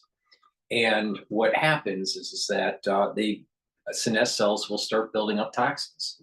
And you want to get rid of those senesced cells. So take resveratrol to help get rid of the senesced cells. It's an antioxidant. And it's synergistic with C60. It'll help to improve the mitochondrial health. So it's an antioxidant, it's synergistic with other components, right? Other supplements that help to boost up the mitochondrial health and get rid of senesced cells. So please go to the store, the-studio-reykjavik.com, and take resveratrol. Resveratrol has higher efficacy when you stack it with something, all right? Like NMN or C60 or ubiquinol, NAC. So please go to the store and take the resveratrol that I offer. I take resveratrol every day, and I've been taking resveratrol for decades. So please go to my store, the-studio-reykjavik.com. It's part of the anti-aging protocol. Omega-3, really important to bring down your LDL, raise your HDL, and keep those red blood cells from sticking so you don't get too many clots, all right? Omega-3 is something that you should be taking every day to improve your cardiovascular health. So please go to the store, the-studio-reykjavik.com. Vitamin D3 is a gene expression cofactor, very important so you have proper cellular processes. It also helps to get rid of cells that need to die.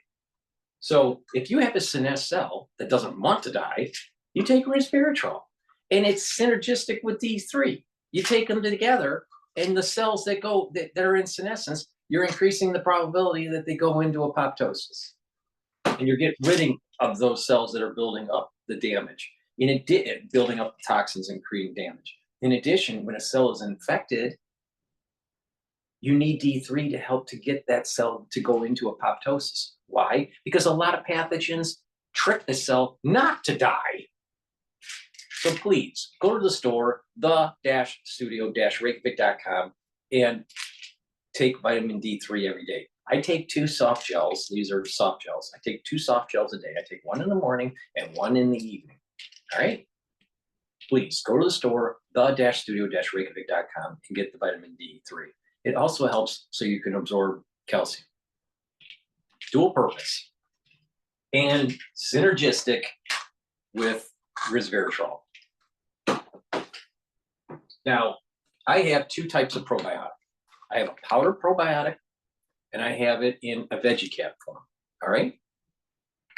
Take a good probiotic every day so you have better gut health. You can absorb your nutrients better. You're reducing inflammation at the gut level, because if you have chronic gut inflammation, your immune system goes down, your metabolism goes down, and you're increasing the chances of colon problems. All right. Diseases and cancers. All right. If it's chronic. And most American diets are pro-inflammatory for the gut. So you want to improve your diet and you want to take a good probiotic. So please go to my store, the-studio-reykjavik.com. I have it in a powdered form. You mix it with water or mix it with your food. You've been seeing that I've been eating hummus. I just mix the powder in the hummus every afternoon. Okay? There's a little scooper and you just take a little scoop and mix it with your food. Or you can take the veggie cap. Some people prefer not to take the powder and they just want the veggie cap.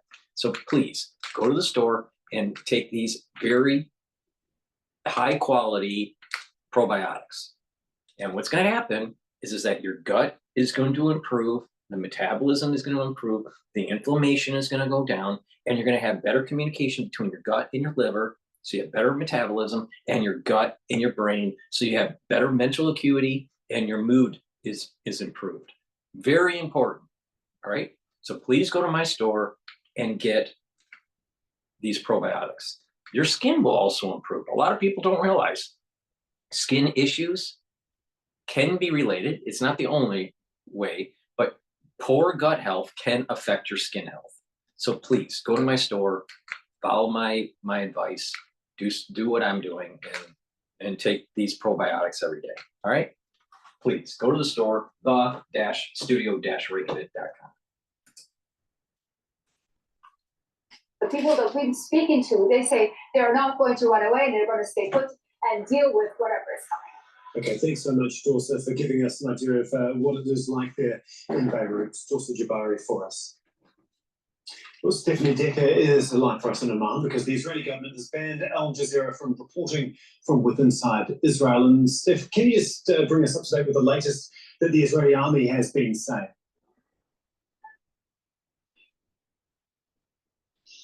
Yes, the latest figures that they have given is that they've hit 800 Hezbollah targets inside Lebanon, particularly in the south and in the east.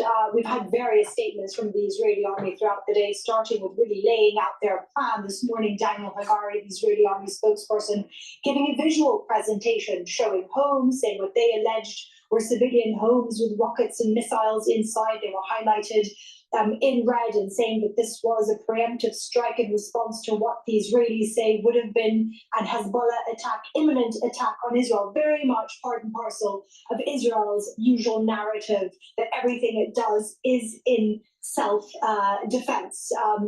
There's also been a lot of projectiles, missiles fired from Lebanon into Israel, northern Israel, and even we've had some of the longest range missiles firing very close to the northern areas of the occupied West Bank. So the army maintaining its narrative, even that's being echoed by the political echelon, the Israeli President Isaac Herzog, also on X going to a visual presentation of rockets and missiles in civilian homes, infrastructure, and this is why they have now escalated the northern front.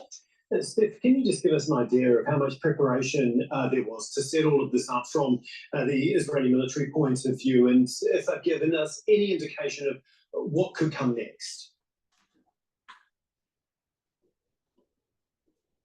Well, the rhetoric about the Northern Front has been going on for months. In fact, we were discussing it as we've been covering the Gaza war, and a lot of us were like, it will probably at some point happen.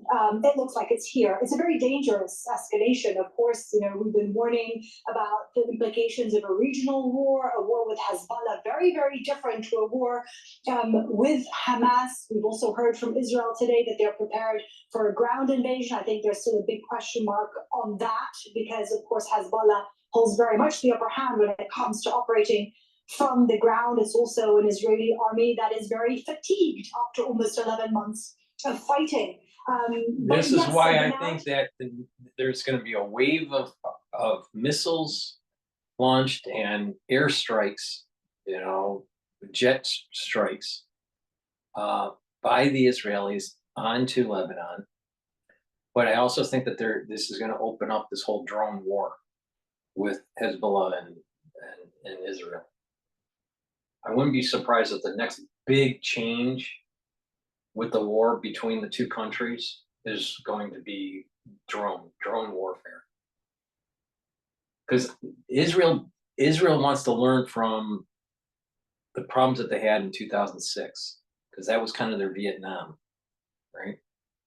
And so they have to destroy the command and control, and they have to degrade the military capability of Hezbollah before they go in, before they do a ground assault. Certainly has been that they were going to tackle all the threats to Israel that's coming from the political elite. This is the most right-wing government Israel has ever seen, and this is what they want. And what they want, Prime Minister Benjamin Netanyahu needs to execute to be able to stay in power. And this is why many people will tell you, in fact, there's been a very open Israeli channel investigation showing that Netanyahu pushed back on every potential deal for the ceasefire, that he didn't want it. Why? Because his political survival relies on maintaining a war. The Gaza war, that really many will tell you hasn't achieved any objective, and now seemingly a second front in the north. Stephanie Dicker, thank you so much, Stephanie Dicker, for us in Amman. If the events in the world are preventing you from sleeping, please go to my store, the-studio-reykjavik.com, and get the Good Night Formula. This has tryptophan and melatonin in it. It's very important to take every day if you're not sleeping. Why? Because if you are chronically sleep deprived, you don't have energy, you've built up toxins, especially in your central nervous system, and you're not consolidating memory. So if you're chronically deprived of sleep, you're actually increasing the chances of early onset of dementia. Please go to my store, the-studio-reykjavik.com, and get the Good Night Formula. When you have 3 cycles of REM sleep a night in deep sleep, what will happen is that you're going to consolidate memory, detoxify your body, and be well rested. And good sleep every night, year after year, is actually going to slow down the aging process. So please go to the store, the-studio-reykjavik.com, and get the Good Night Formula. I have partnered up with Rainbow Herbals, and we have developed some awesome deodorant bars made from essential oils from the Himalayas. You can get it in citrus, or you can get it in peppermint, lavender, and tea tree. These are very high quality deodorants. And not only are you using it as a deodorant every day for males and females, but it also helps to detoxify your body. So it's a dual purpose. So get a couple bars for your household. It's for males and females.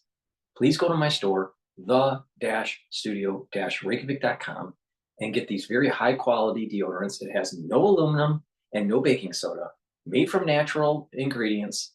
Please go to my store, the-studio-reykjavik.com, and get the citrus deodorant and the peppermint, lavender, and tea tree. Get a couple bars for your household. Very high quality deodorants. Well, let's take a closer look at where the Israeli airstrikes have hit in Lebanon. Dozens of towns and cities in southern Lebanon have been the focus, but strikes have also been recorded in the far north, near the border with Syria.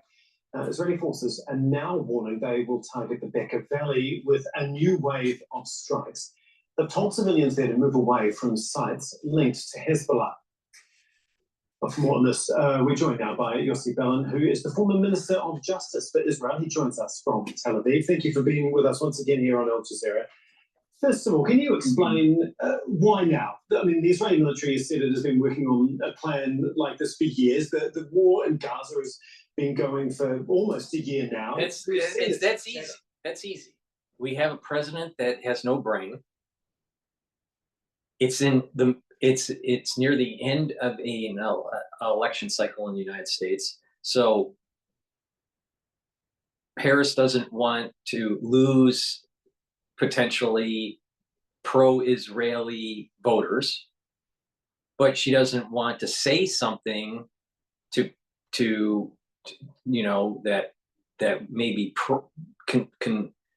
may be construed as pro-Israeli and lose her constituency in Dearborn, Michigan, which is a major Muslim population. So the Democratic Party is just going to let Israel do whatever they want during this election cycle. All right, and the Harris campaign is just going to stay quiet, because either way, however she comments, she's going to lose voters, either from the Jewish voter or from the Muslim voter. So so from that point of view, Israel, there's nothing stopping it. They also realize that their military effort in Gaza has been ramping down, and they can now put their efforts to the northern front. Israel knows that this was going to be a multi-front war, and it's just moving into a new phase, right? In addition, these events are being guided by something more beyond human wisdom, all right? And there's something that's happening where it's going to totally reconfigure the Middle East. And I told you what I think is happening. It's going to be a battle of the will, right? Israel, you know, you have to fight for occupying land, right? And whoever wins, wins. If the Muslims win, fine. If the Jews win for this land, this disputed land, fine. But there needs to be a battle. There needs to be a war. There needs to be fighting. All right? You know, the same thing with the United States. If we didn't fight if we didn't, you know, fight during the Revolution and, you know, fought the French and Indian Wars and you know, these things that were happening in the United States, this landmass that we call the United States, the continental United States, wouldn't have happened. It wasn't just given to us. You had to fight for it, right? And you have to maintain it. You have to support. You have to harden your borders. You have to control your currency, and you have to have a manufacturing and a military prowess. That's how you have a country. If you don't have a manufacturing prowess, if you don't have a stable currency, if you don't control your borders, do you really have a country? Probably not. And not every people in the world deserve a country. You got to fight for it. You got to earn it. Let it happen. Let the battle royale happen. And whatever shakes out, fine. But this, you know, let's, you know, give peace a chance. It's just kicking the can down the road and doesn't reach homeostasis. Europe had to go through many, many, many wars, and still is going through wars, to be able to reach some sort of homeostasis.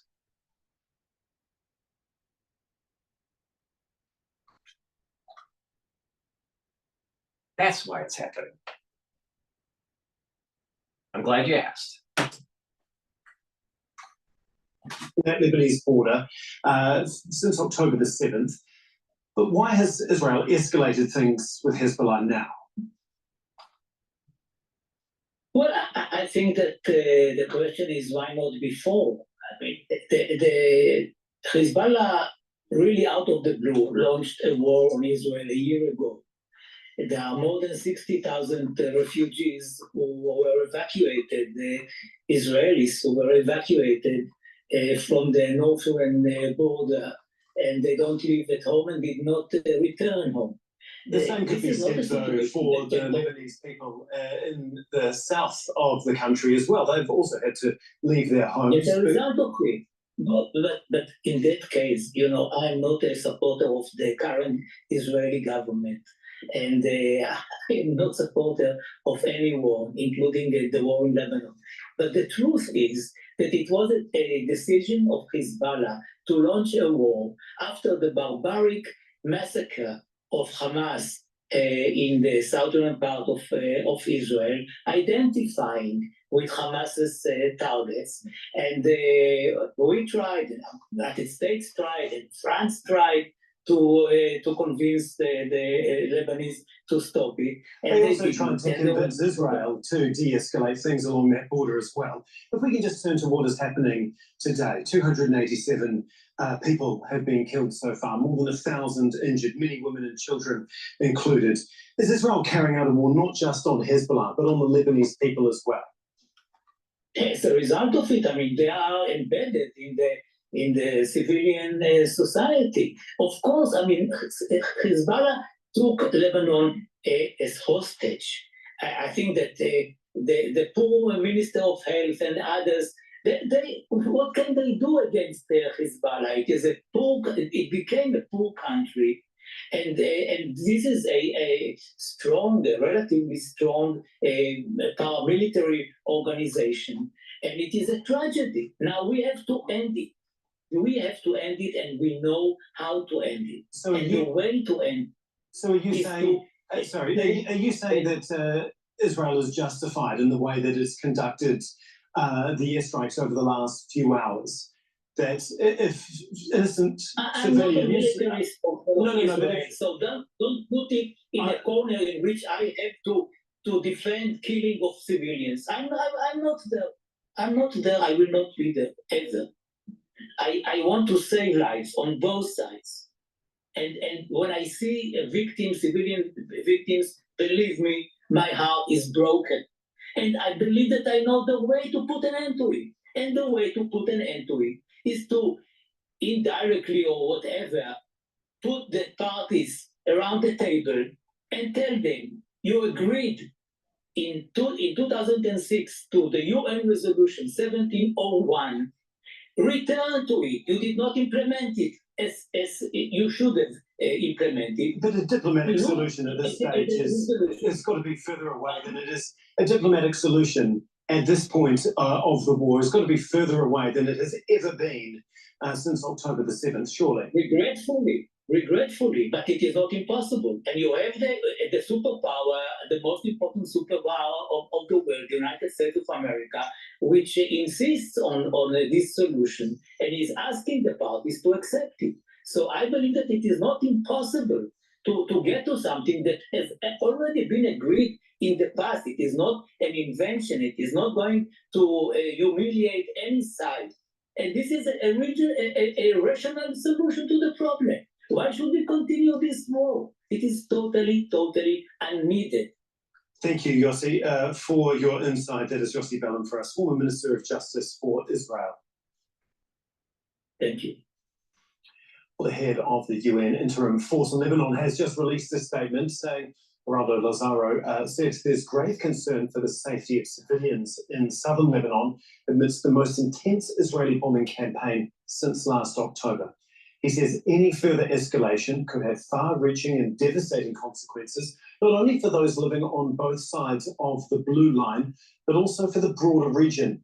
UNIFIL reiterates its strong call for a diplomatic solution and urges all parties to prioritise civilian lives and ensure they are not put in harm's way. Hosseini Nader directs the think tank Levant Institute for Strategic Affairs. He joins us from Beirut. Thanks again for joining us, Sami. Thank you for having me. After what has occurred over the last 7 or 8 hours, does it feel like Lebanon is under attack and not just Hezbollah at this point? Yeah, definitely. This is an all-out war, and it's the civilians that today are in the line of fire. The civilians that are in peril. I mean, how's that any different than what was going on when Hitler was shooting V rockets at London, or what was going on with the bombing of Dresden, or what was going on with the bombing of Stuttgart, what was going on in the bombing of Berlin. What about the bombings that we were doing during Desert Storm? There's always collateral damage, always. Maybe the terrorists should have thought better and said, maybe there needs to be some sort of negotiated peace. And that, realize that, fighting, biblical texts, maybe not in their best interest.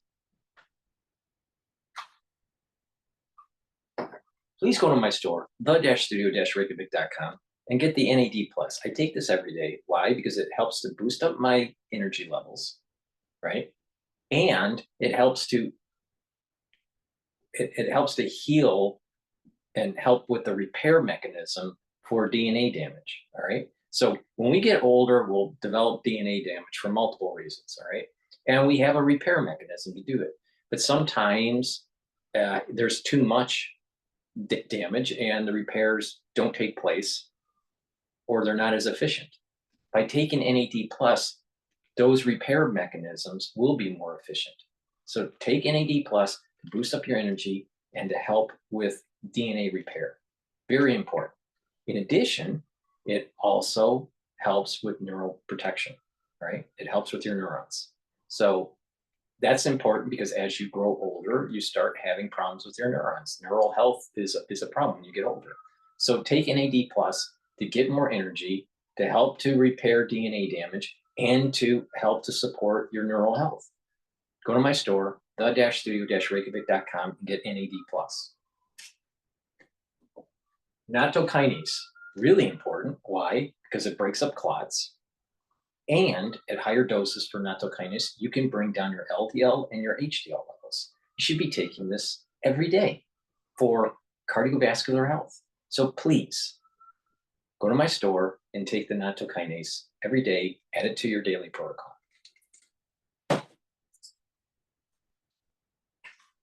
The new turning point that we are reaching up to now, all the military engagement was kind of restricted to military targets and the military organization of Hezbollah.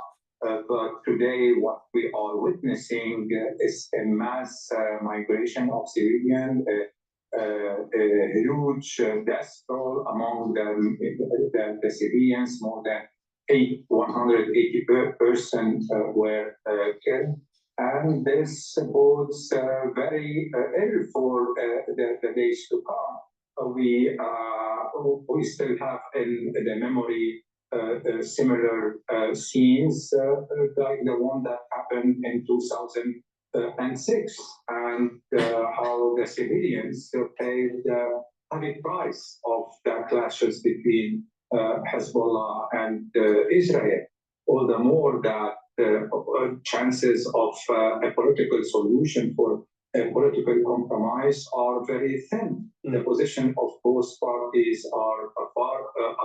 On one hand, Hezbollah is still determined to link the war we decided to wage on October 8 to a ceasefire in Gaza, and there is no indication that we are close to a ceasefire of that sort. Not at all.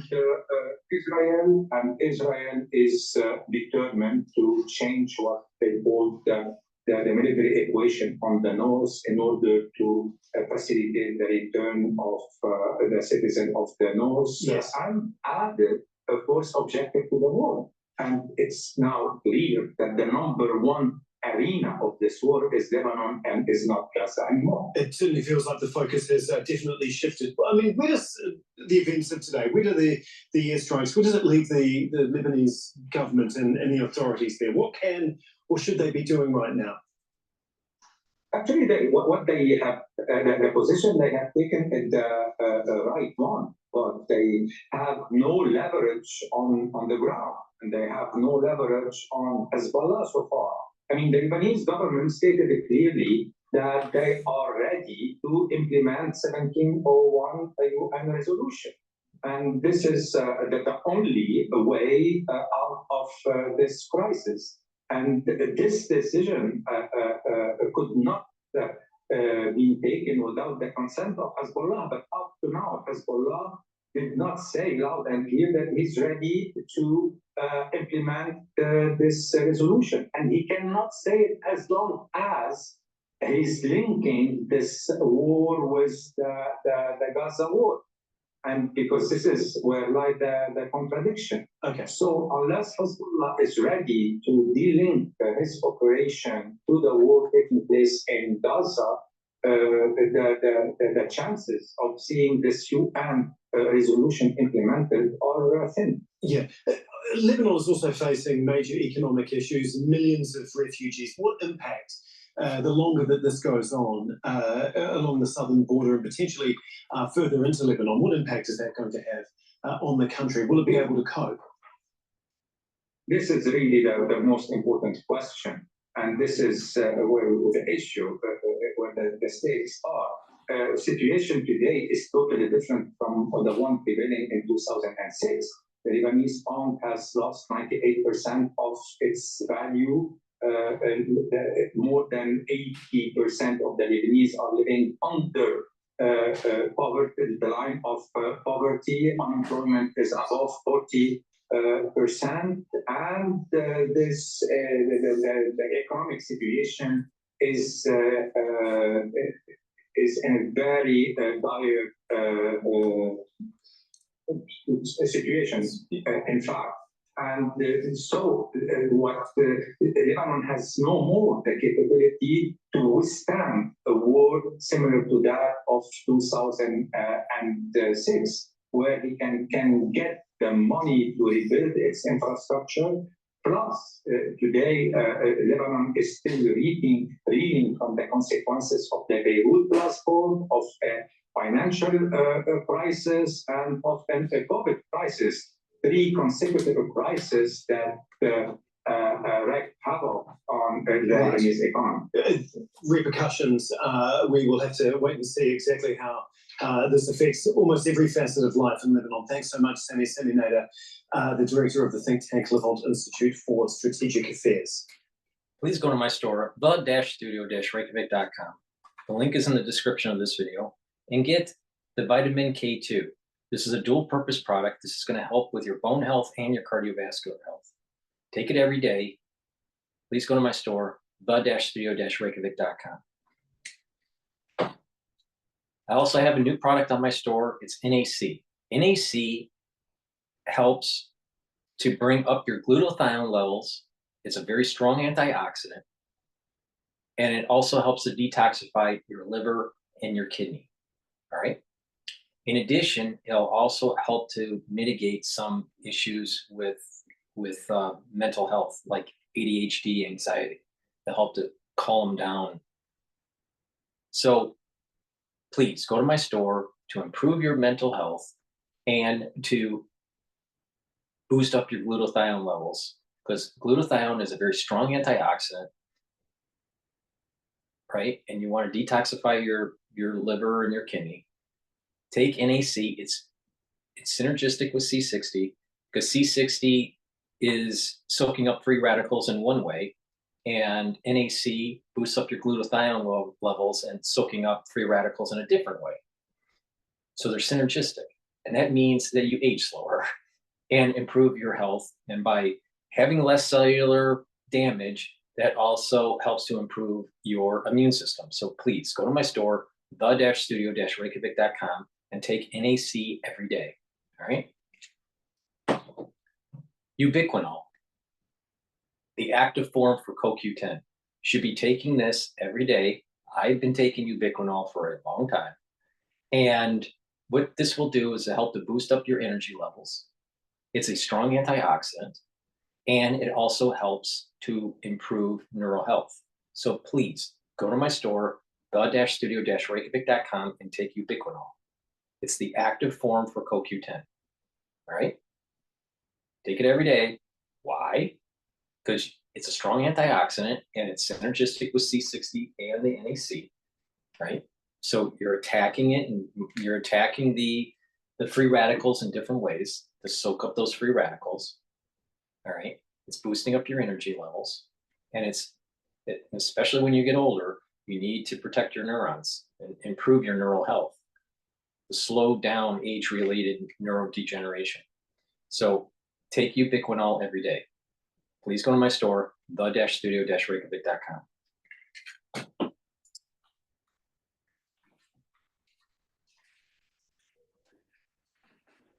To Gaza now, where Israeli strikes have killed at least 10 Palestinians in the center of the Strip. An attack on a home in Al-Bala killed a mother and her 4 children.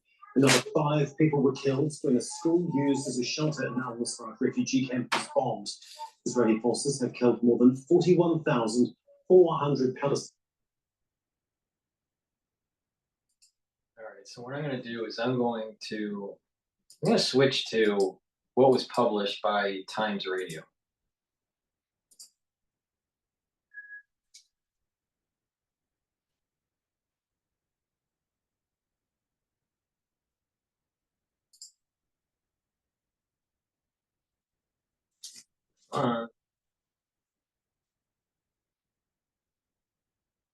It's not cycling.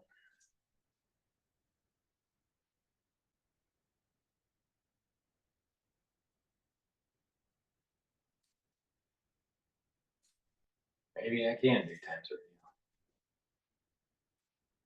All right, I'll just go to Al Jazeera again.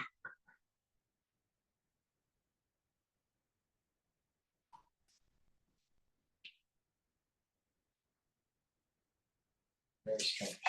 Everything's locked up. What's going on? I updated the new operating system with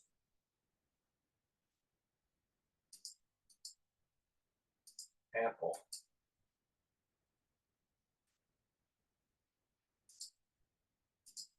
Try to reset it.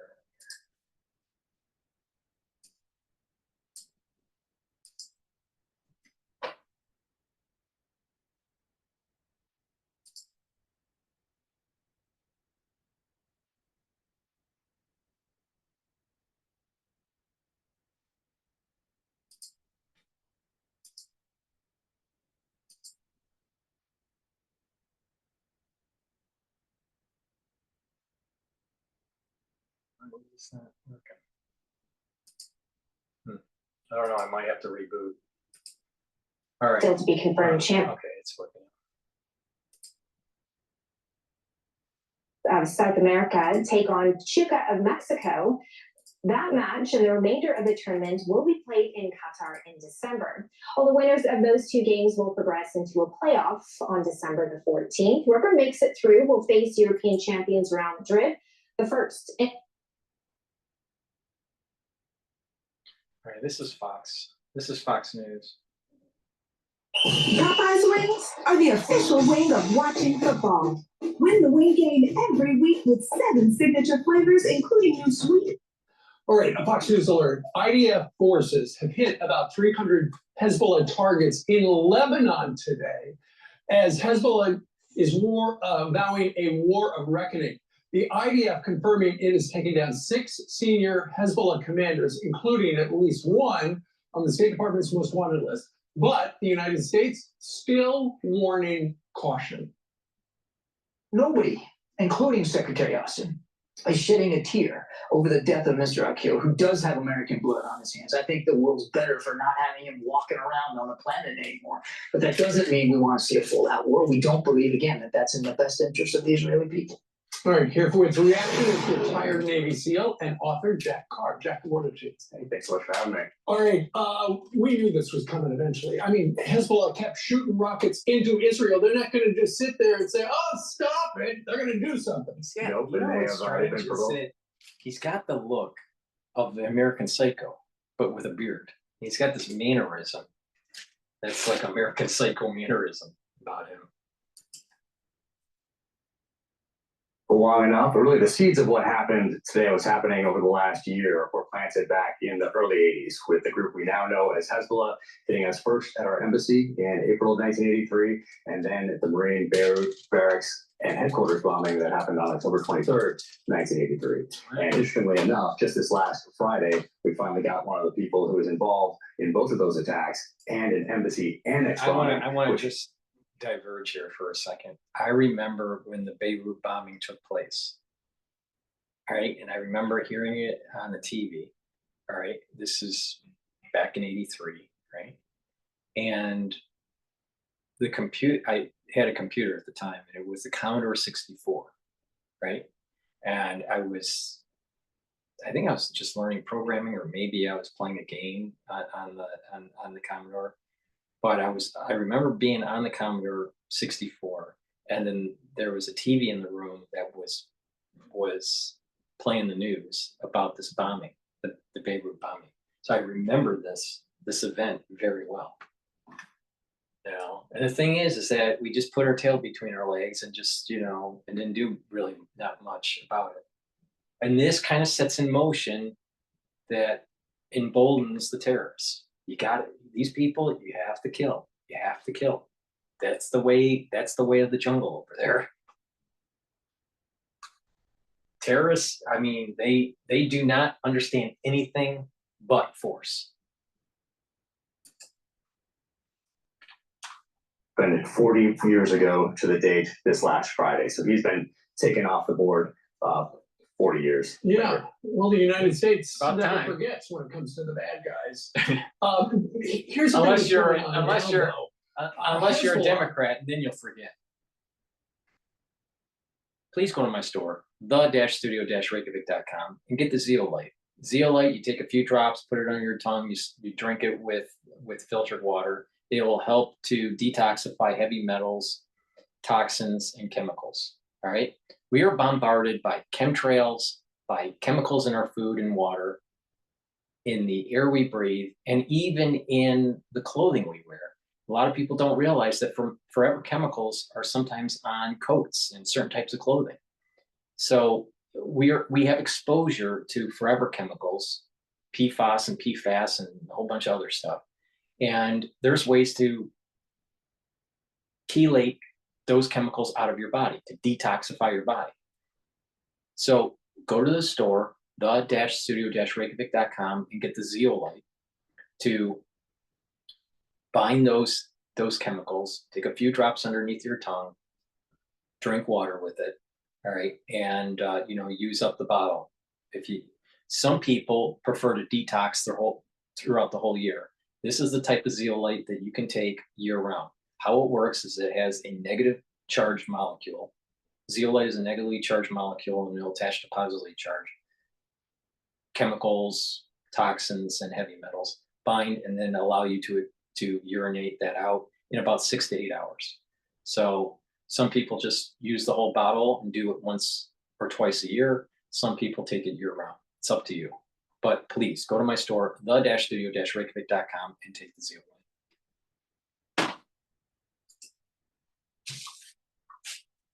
Last week, the beepers and the walkie-talkies started blowing up.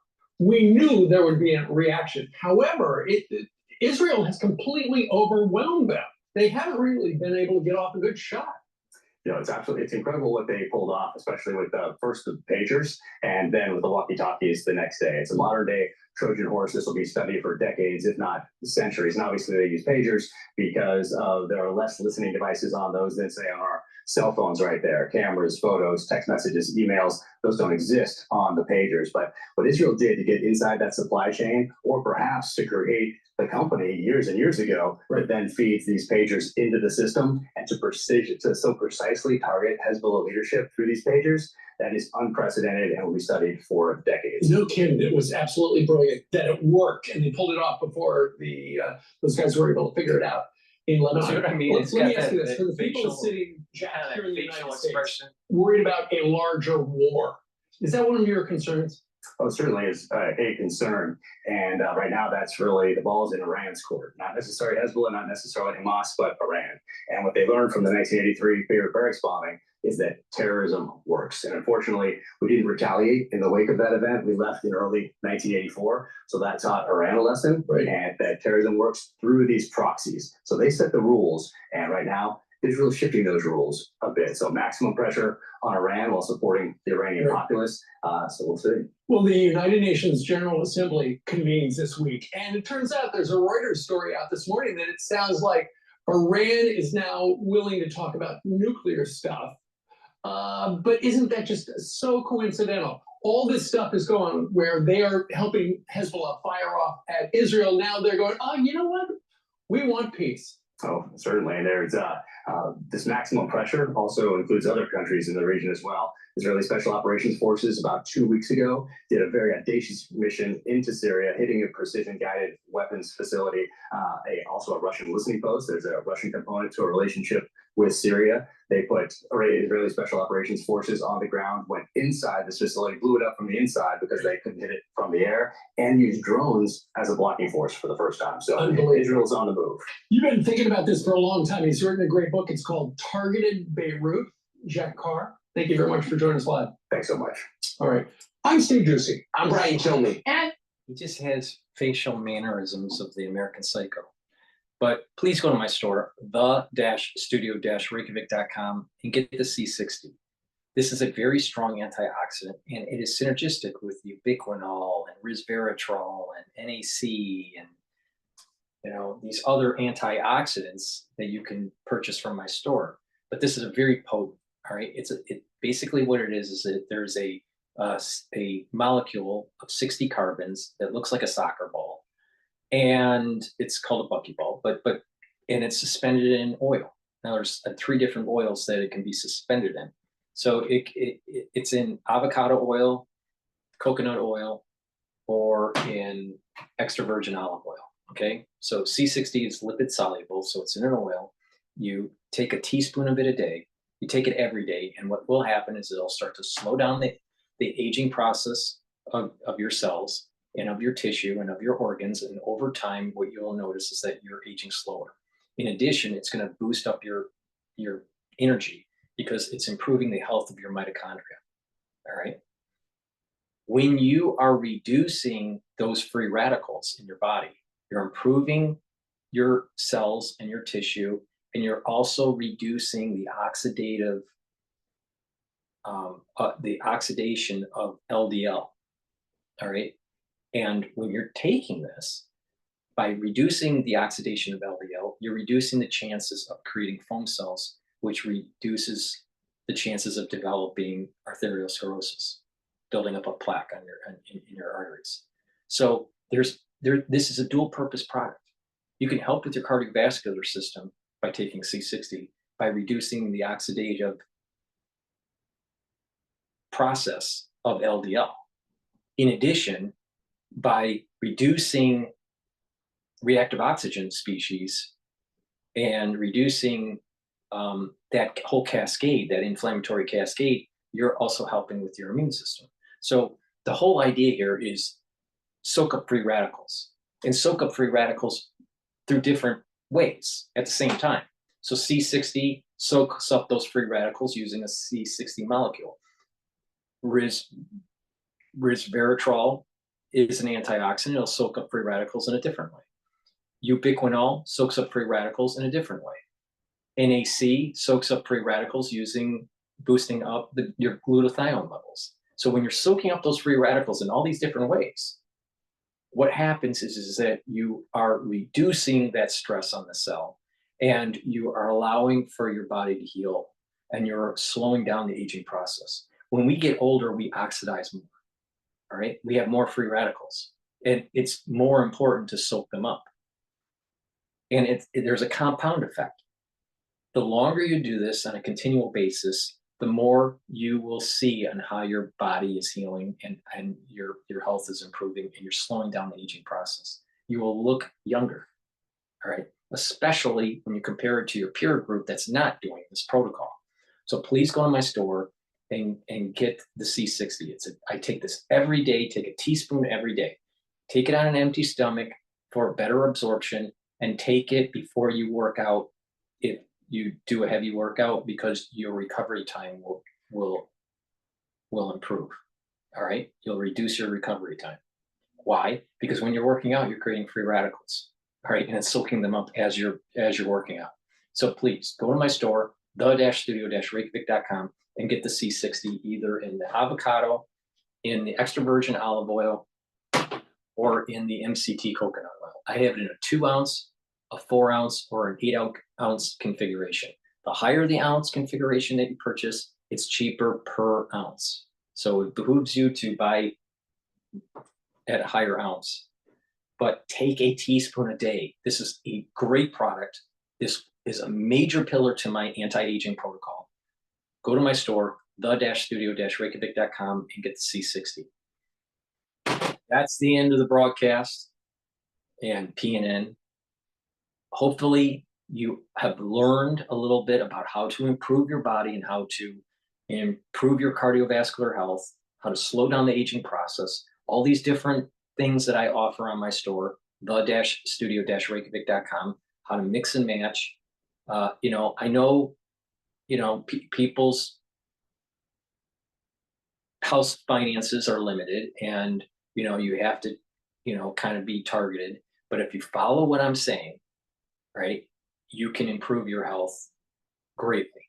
All right. It's about proper diet, proper exercise, proper stretching, proper sleep, proper challenging your mind, proper supplementation. You want to do a little bit of resistance training. You want to do a little bit of cardiovascular training, right? Cardio fitness. And when you do this on a regular basis, you're actually going to slow down the aging process, and you're going to have more vitality. All right. Take my advice or don't take my advice. It's up to you. But I have given you everything you need to do to be able to mimic what I'm doing to slow down the aging process and to boost up my immune system.